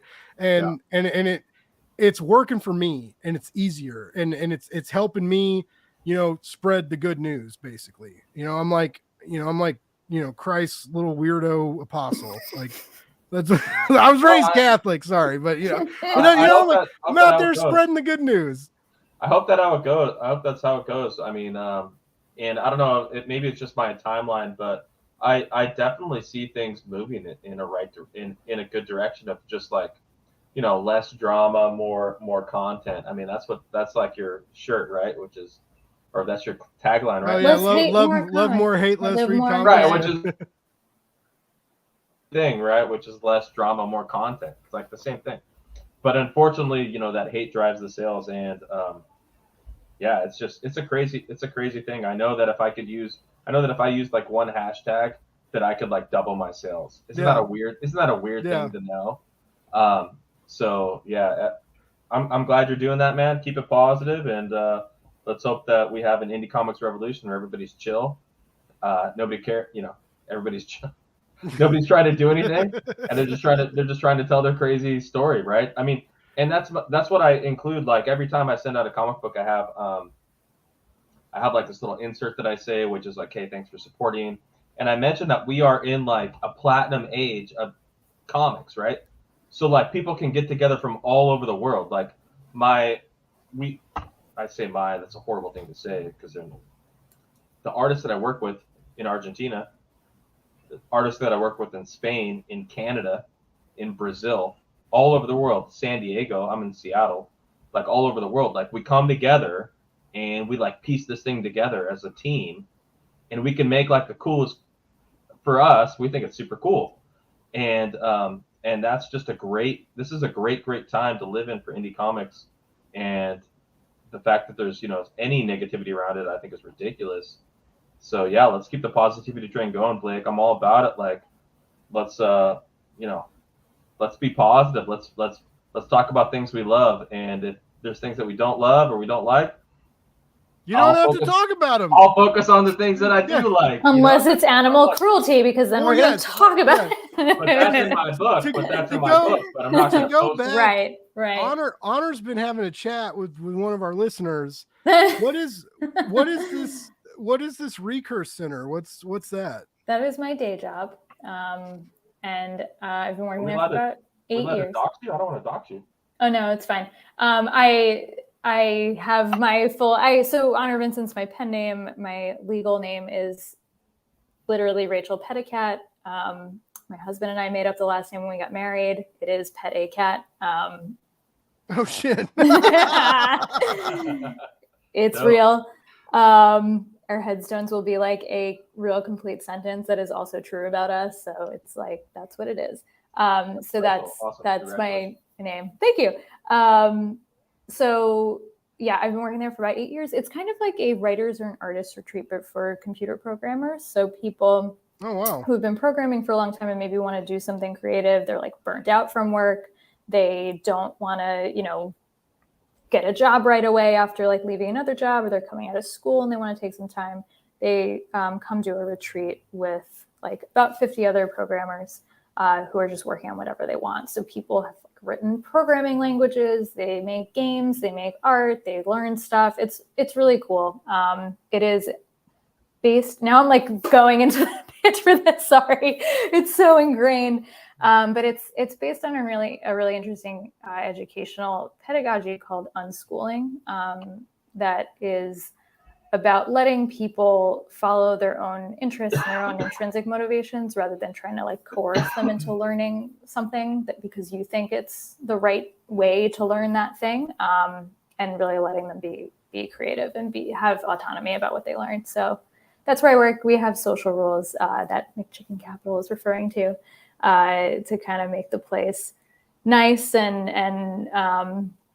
you know, just like a kind of what we were talking about here of it sets the stage for asking questions and not, you know, having to worry about like, is somebody going to be like, oh, you didn't know about that? Like, what's wrong with you? So that's the no, well, actually's thing is, you know, if you say something slightly wrong, you're like, well, actually that happened in 1979, not 1978. That just derails the whole conversation. And there's no reason to, you know, do that. Very cool. Yeah, it's a really cool place. It's a lot of fun. Yeah, congratulations on that. That's awesome. Yeah, that's cool. Yeah, I because of when it popped up, I thought it was an animal thing. So when you said it was like a safe place for coders, I was like, oh shit, that's rad. yeah. But like I mentioned earlier, I don't know if you guys noticed, like nerds are fucking mean. Like there's so many great ones. They can be. Some. There's so many like wonderful nerds. Yeah, but I don't know, man. Like I like the Solo movie. That is the Star Wars movie. Also, by the way, it's May the 4th be with all of us. It's I was gonna try. I forgot. I was gonna like ask what Star Wars meant to you, like in a really cheesy way, and like I forgot to do that. But anyway, but I love anytime you want. I love the Solo movie. It was really good, and everybody reminds me like they're like, oh, you're fucking trash, and I'm like, oh, sorry, I liked the movie. I didn't mean to. I'll think about it. But I also really like raccoons are my spirit animal. I think that they practice forest magic, and I think that's real, and you can't tell me differently. So I guess if I like trash shit, then I'm just like closer to my raccoon brethren, right? At, like at the B&W, we call them trash pandas. So yeah. Did you know that the name for raccoon in several other languages is like something that basically translates to washing bear, because they like wash their hands in puddles and they also wash their food. That's crazy. They're really cute. Yeah. One time they're so cute. I want one. I am addicted to Instagram raccoon videos, right? They're incredible. And all these people have these raccoon pets. There's like, they like put stuff on their belly and like, they'll like give them like popcorn and shit. And they put it in their belly and their belly hair like holds it. And they like sit and watch movies with people and eat popcorn out of their belly hair. Like, I just want that in my life. I love my dogs. I have a senior dog. I have this new puppy. He can't pick up popcorn and eat it. That's one bite. Bite. The whole bowl will be one bite. I have a photo that you're just going to be so excited about. I actually have a couple photos. So this is my husband's aunt in like the 1960s in Iowa. Oh my God. And then this is his aunt and his mom. They just have goodness. Aren't they Look so cute? at them. It's okay. So it's like a dog and a cat and a fox all mixed together. Yes. It's like this amalgamation of great animals. Yeah. There are a lot of raccoons in part 2 of New Red City, by the way. I think my experience is that raccoons are nature's terrorists. That's been my. Oh no! No, they're forest magicians.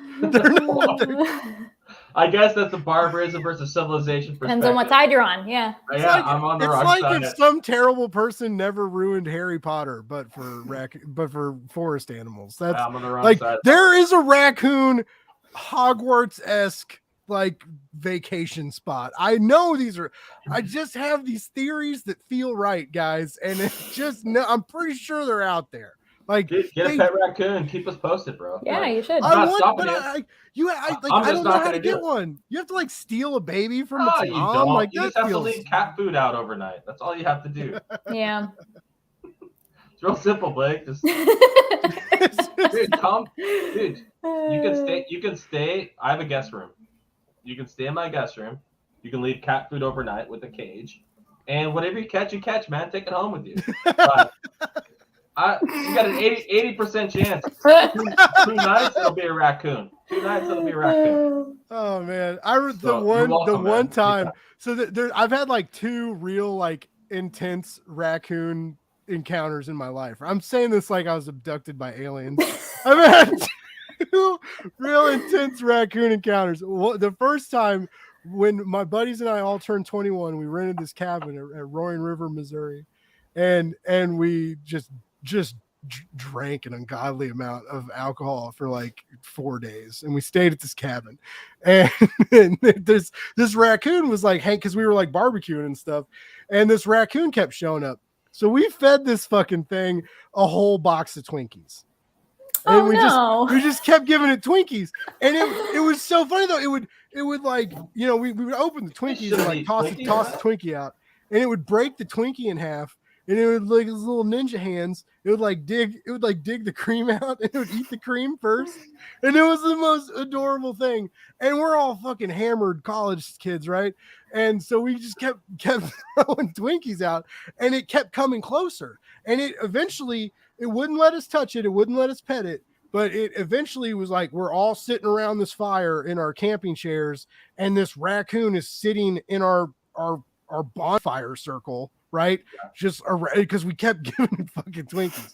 And so like, we kind of like made friends with it. And then at the end of the night, it was like, all right, you probably gave me diabetes, and I'm going to leave now and go back into the woods. And that was it. And then this other time I was helping my cousin move, and we were throwing some stuff away in this dumpster, and I saw this like just this chunky boy like tiptoeing on the dumpster, and I mean he had like the wrinkles, and his butt was shaking like a fucking corgi. Like it was just like, I was like, he's so cute, you know. And he jumps into the dumpster, and I was like, they got me drunk for helping him move, and I was like, I'm gonna go make friends with this raccoon. And everybody was like, Blake, this is a really bad idea. And I was like, nah, I'm just gonna go make friends with this raccoon. So I go over to this dumpster, and I like shuffle up to the dumpster, and I'm like peeking like in like the deal's open where you put the trash in. I'm like peeking in.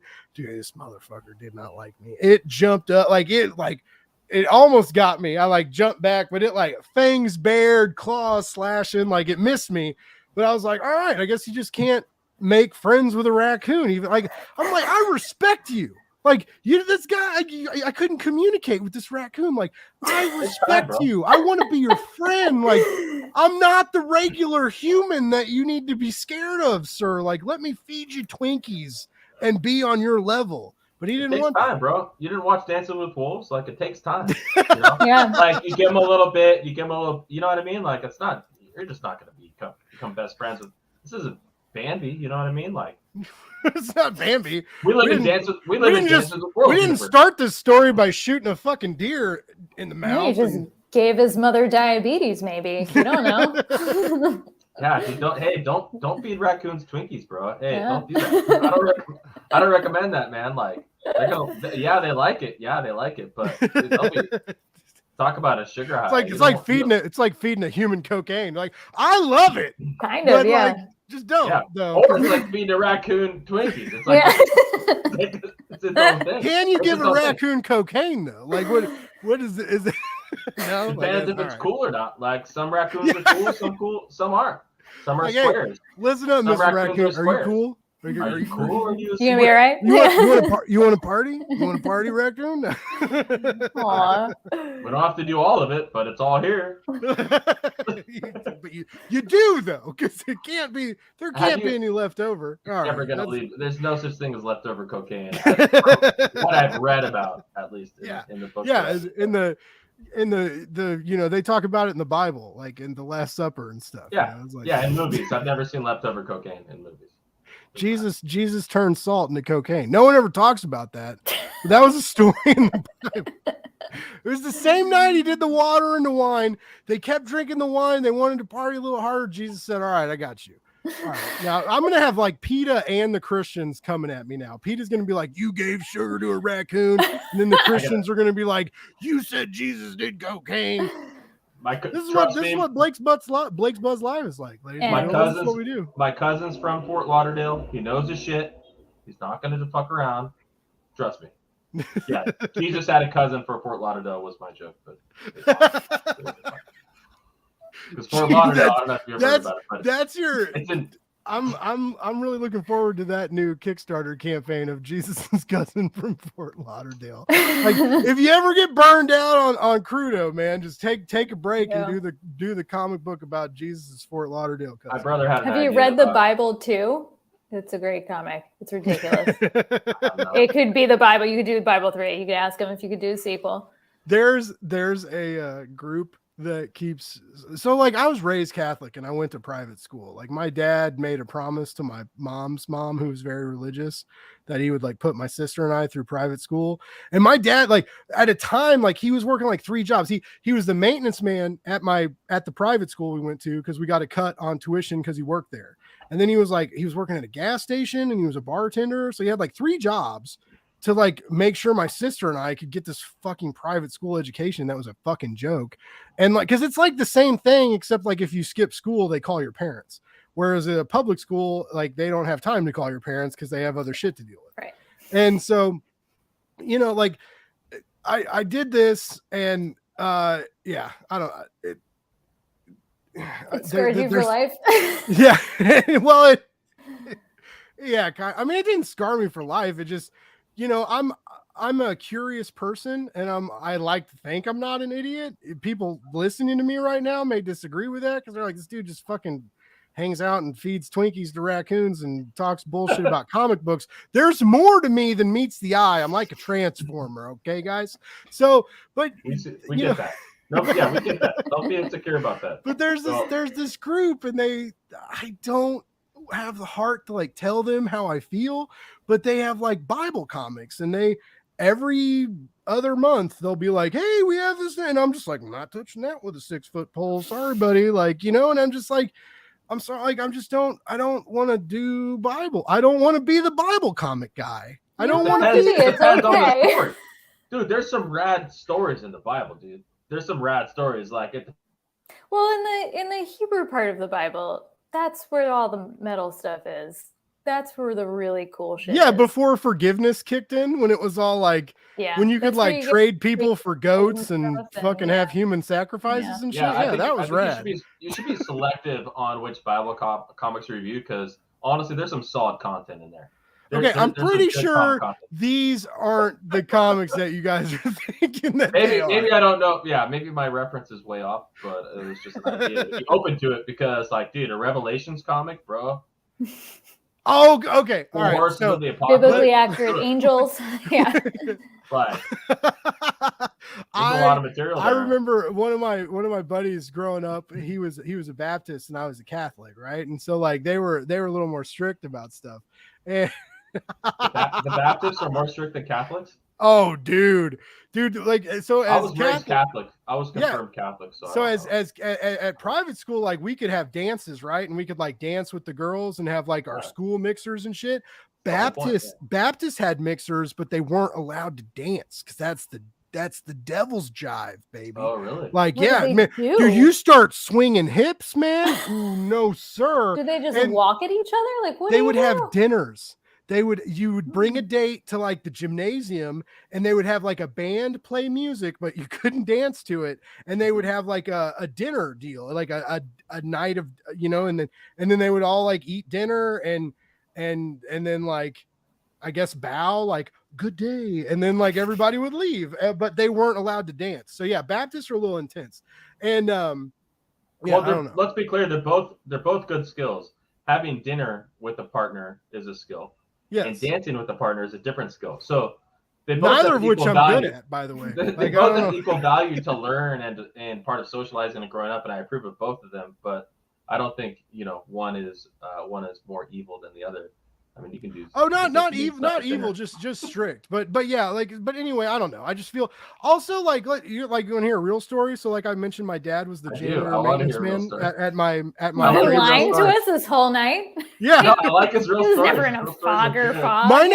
My name's Tom Johnson. I don't even know who Blake Morgan is. No, but my dad. Your last name's Morgan. Yeah. I gotta check the last names on the Blakes that backed El Crudo. It's not there because I told you I didn't. Quit bringing this up. You're breaking my heart.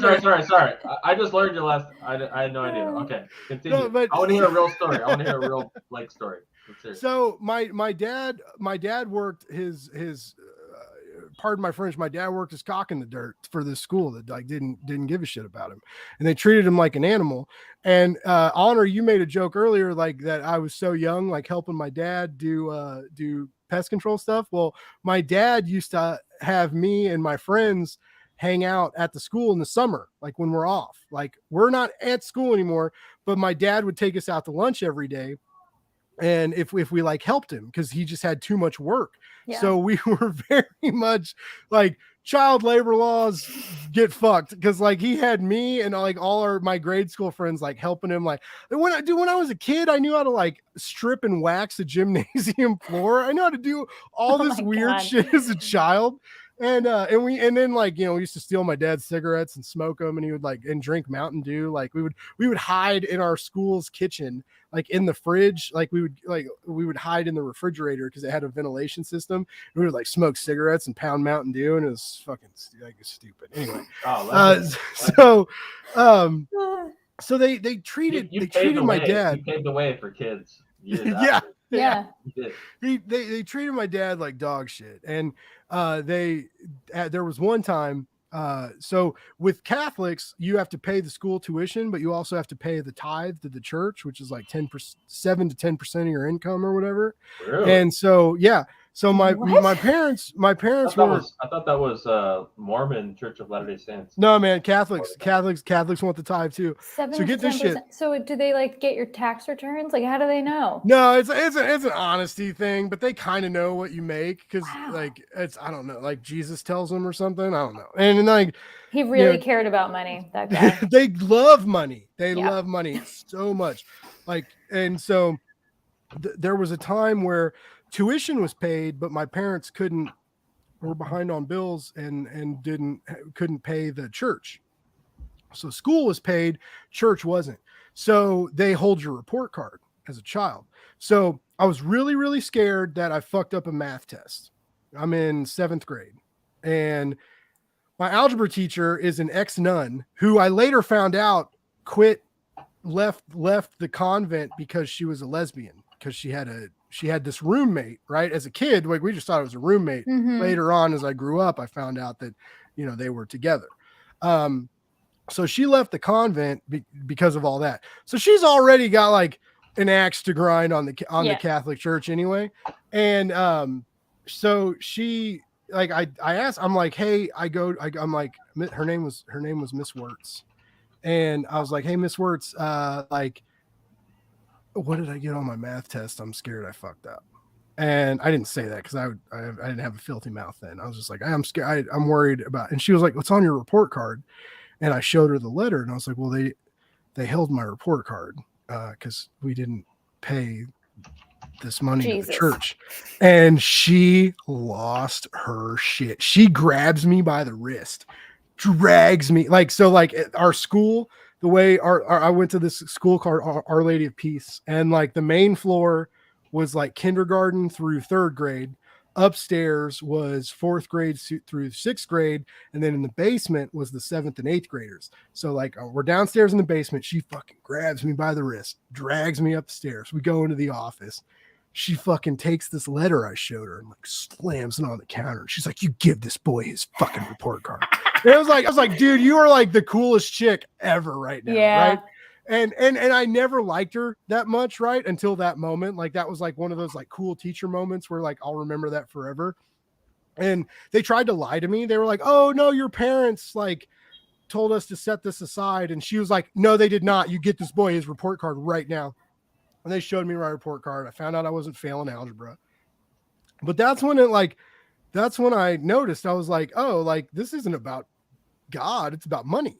Yeah. And this is before any of the scandals, any of the sexual stuff, right? This was just me like watching my dad work himself to death for these people that won't even give his son a report card. And you know, and then my dad tried to like get a promotion and they gave it to somebody else, and it was a real, and my dad ended up leaving. He quit and he was like, "Fuck you guys," and it was a good deal.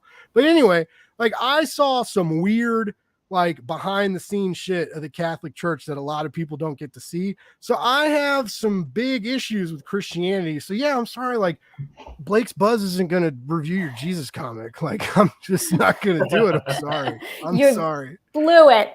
Yeah, I wasn't talking about the institution. I was talking about the literary work. So. Oh well, I mean, yeah. There's take it as a book. It's an interesting book. Yeah, and the Book of Revelations is terrifying. I remember when I found out about that. So my dad let me watch the Alien movie at a young age, and I had like real bad nightmares. But now I'm like obsessed with sci-fi and horror, so it was kind of a good thing that happened. But at the same time, like my buddy, when I was mentioning my Baptist buddy who like they didn't let them dance, like he's the one who showed me the Book of Revelations, right? And so I'm like reading about these like scorpion people with lion heads and their tails rising up and everything's on fucking fire. These angels are like throwing seals down and like everything's eating humanity. And for several months I was just convinced. I was like the trumpet's gonna sound and the world's gonna end, and I was like walking on eggshells, like just waiting for the fucking rapture. So yeah, like, but again, like these weird traumatizing childhood experiences. I mean, like I am who I am now, and I guess like I'm glad it all happened because it ended up working out, and now I get to talk to like really talented creatives and about my weird childhood Christianity stories. When you guys were like, we came on to fucking try to sell our comic books, man. Like, what are you doing? End of the world will come to all of us in our own time. Yep. That is true. That's unavoidable. True. So hats off to them to recognizing that. Yeah, at least they did an interesting setup for it too. Like scorpion people, it's not like everyone dies from a plague. That's funny. I did not grow up religious at all. My mom's Jewish. My dad was like raised roughly kind of Lutheran, but I think had similarly just negative experiences going to a Lutheran school. And because everyone was really mean and they were physically abusive back then to the kids because he was in school in like the 60s. And, did you get like the rulers on the knuckles? He did. I went to public school, so I didn't. When I was like, I think I was probably 6 or 7.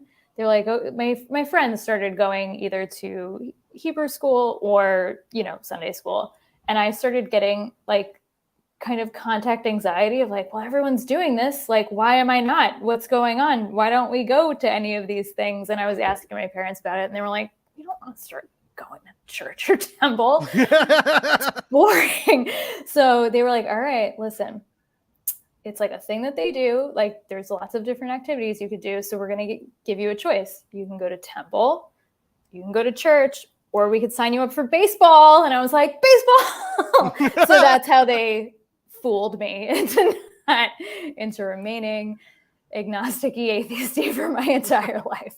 But it's interesting. I know, like I have a lot of friends who grew up Catholic, and we all went to public school, but it's like a different worldview that we've always kind of had. I don't think anybody's quite had it as rough as like, the report card being held back because they couldn't pay for their report card. Like that is insane. I'm so glad that teacher went and screamed at them. Yeah, no, like that's a real story. And but also, I mean, the fun part of growing up Catholic was like in high school when I was at private school and like all the rich kids had really good drugs and like it turned in from this like oppressive, like don't ask questions and believe in Jesus. And then it turned into like, we're fucking juniors and people are doing cocaine in the fucking bathrooms. And like, Hey, it's silver linings. Yeah, Yeah, that right? did not Like- happen in public school either, by the way.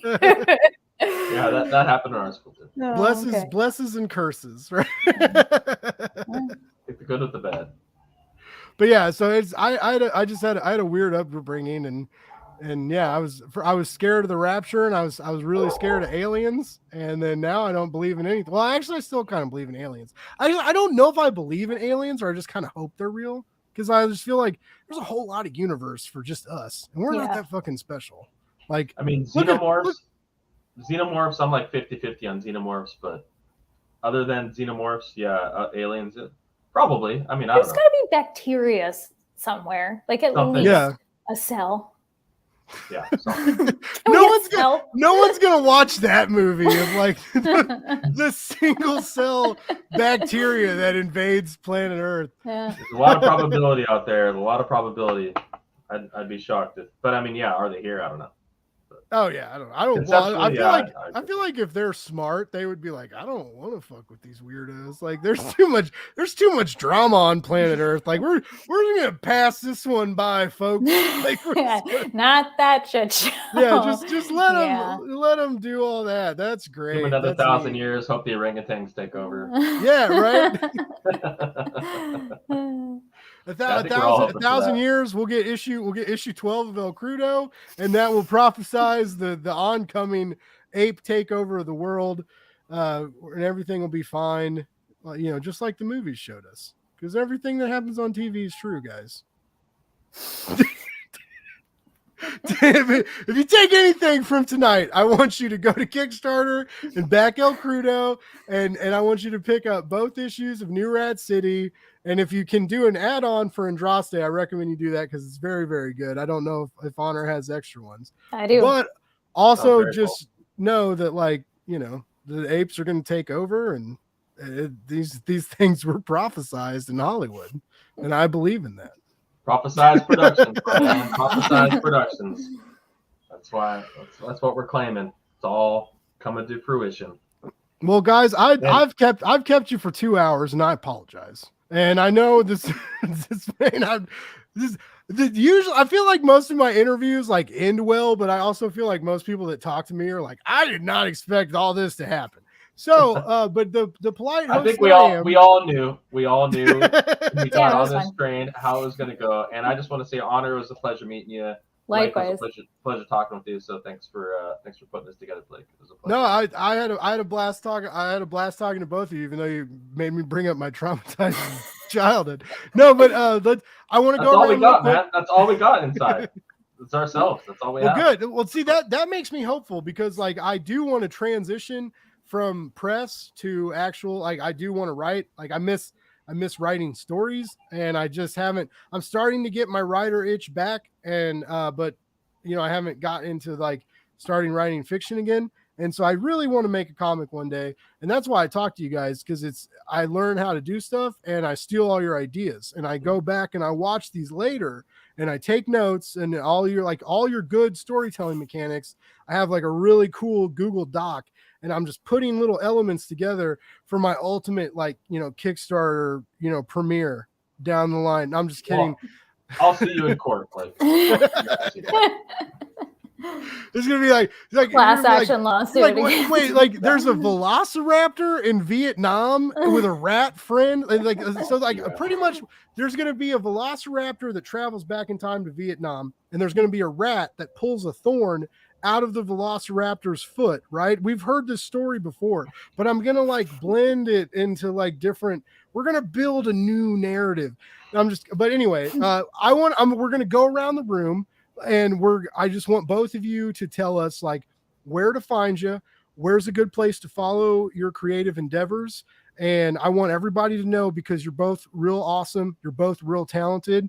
And I really hope that my listeners and my audience will give your campaigns a chance and your stories a chance. Cause I'm not joking right now. Both of your books need to be read by many people. And I believe that wholeheartedly. Honor, where's a good place to find you? Where do we keep track of you? Yeah, so you can find my Substack on Substack. It is honorvincent.substack.com. I will put a link in the chat. And I'm on Instagram and Twitter at rhonorv.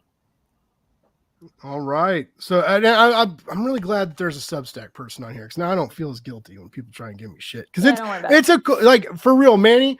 Like, you need you should check it out. Like, it's super easy. It's free to sign up. If you don't like it, you can quit using it. But it's pretty cool, man. And it's easy. I'll check it out. And I don't take that. Like, people gave me shit for going on Indiegogo, and that's not what it's about. Like, it's about like, sharing our story. It's not about that stuff. So Blake, I'm stoked that you have that approach with platforms, because I kind of jive with that a little bit. Nice. Yeah, you can find me on Twitter, Instagram, Facebook. I'm at CrudoL, KRUDOEL. We have a Kickstarter. It's El Crudo 5. We also have elcrudo.com, where I have a little blog there. I post every few months, but you can see what's going on. And maybe one day I'll check out Substack. So thanks for the recommendation. Yeah, man, check it out. Audience, first of all, I want to thank everybody. People that helped me with my dog, people that approached me and just told me that they hope I'm okay, people that still continue to do that. I really appreciate you. I missed you. I missed these 2 weeks. It was weird not interacting with my audience like I have been, but I didn't want to be like sad boy McPittyfuck all over the place, so I had to take a break. And I just want to appreciate, we've been here 2 hours. There's still people in the chat. There's still people listening. Thank you. I love you. I appreciate you. Honor, I love New Rat City. I'm so stoked for part 2. I'm so stoked to get that Lane Lloyd cover, because I'm a sucker for fucking Lane. Yeah. Love that guy. Manny, I'm sorry that I wasn't the Blake that you thought I was. Oh. Nice. Oh my gosh! Wait, we both have. Remember the orangutan in Buenos Aires. His name is Sandra. Check it out. Very good. Sandra won a court case in Buenos Aires for freedom. Good for her. Freedom versus coercion. Sandra won. Well, guys, both of you, I appreciate you coming on my show. This was fun. You're both wonderful to talk to. Again, I'm going to throw down that you're both very talented writers, and I love that. I love that you have included animals in your narrative in wildly unique ways. Manny's coming from the past. Honor, you're putting them in the future. It was weird, this weird balance we had tonight that kind of just happened accidentally, so that's really cool. Everybody go to Kickstarter, look up El Crudo. Manny's prices are so competitive, it's ridiculous. He should charge more, but take advantage while he doesn't. The digital tiers are affordable, the physical tiers are affordable. You want to read El Crudo, it's magical. Honor, she's working on her second volume. It's going to be a complete story. It's printed well. The art is beautiful. The prose is beautiful. I'm really excited to see this mystery of a character that may not be dead, maybe around somewhere. So there's so many layers to both of these narratives, and I'm so excited that talented people like you guys will talk to me, and it just makes me excited. And I'm excited for both of you and your future endeavors. Honor, I will be signing up for your Substack, because if you're going to put Andraste out there, I definitely need more of that in my life, because it is so good. Manny, you will have another Blake on your backer list. Yeah, no problem, man. Ain't even tripping, dude. It's not about that, man. It's about you reading it and appreciating it. That's what I take away from this. I don't care about that, man. I'm just stoked that you read it. So thanks for checking it out. I read the fuck out of it, and it's good, baby. All right. Anything else you guys want to say? I'm gonna play the outro unless you guys have a shout out or anything weird or. Hit it. All right. I'm good. Thanks for viewing, ladies and gentlemen. I love you. We're back. We'll be back next week. I'm not going anywhere. Blake's Buzz is here to stay, baby.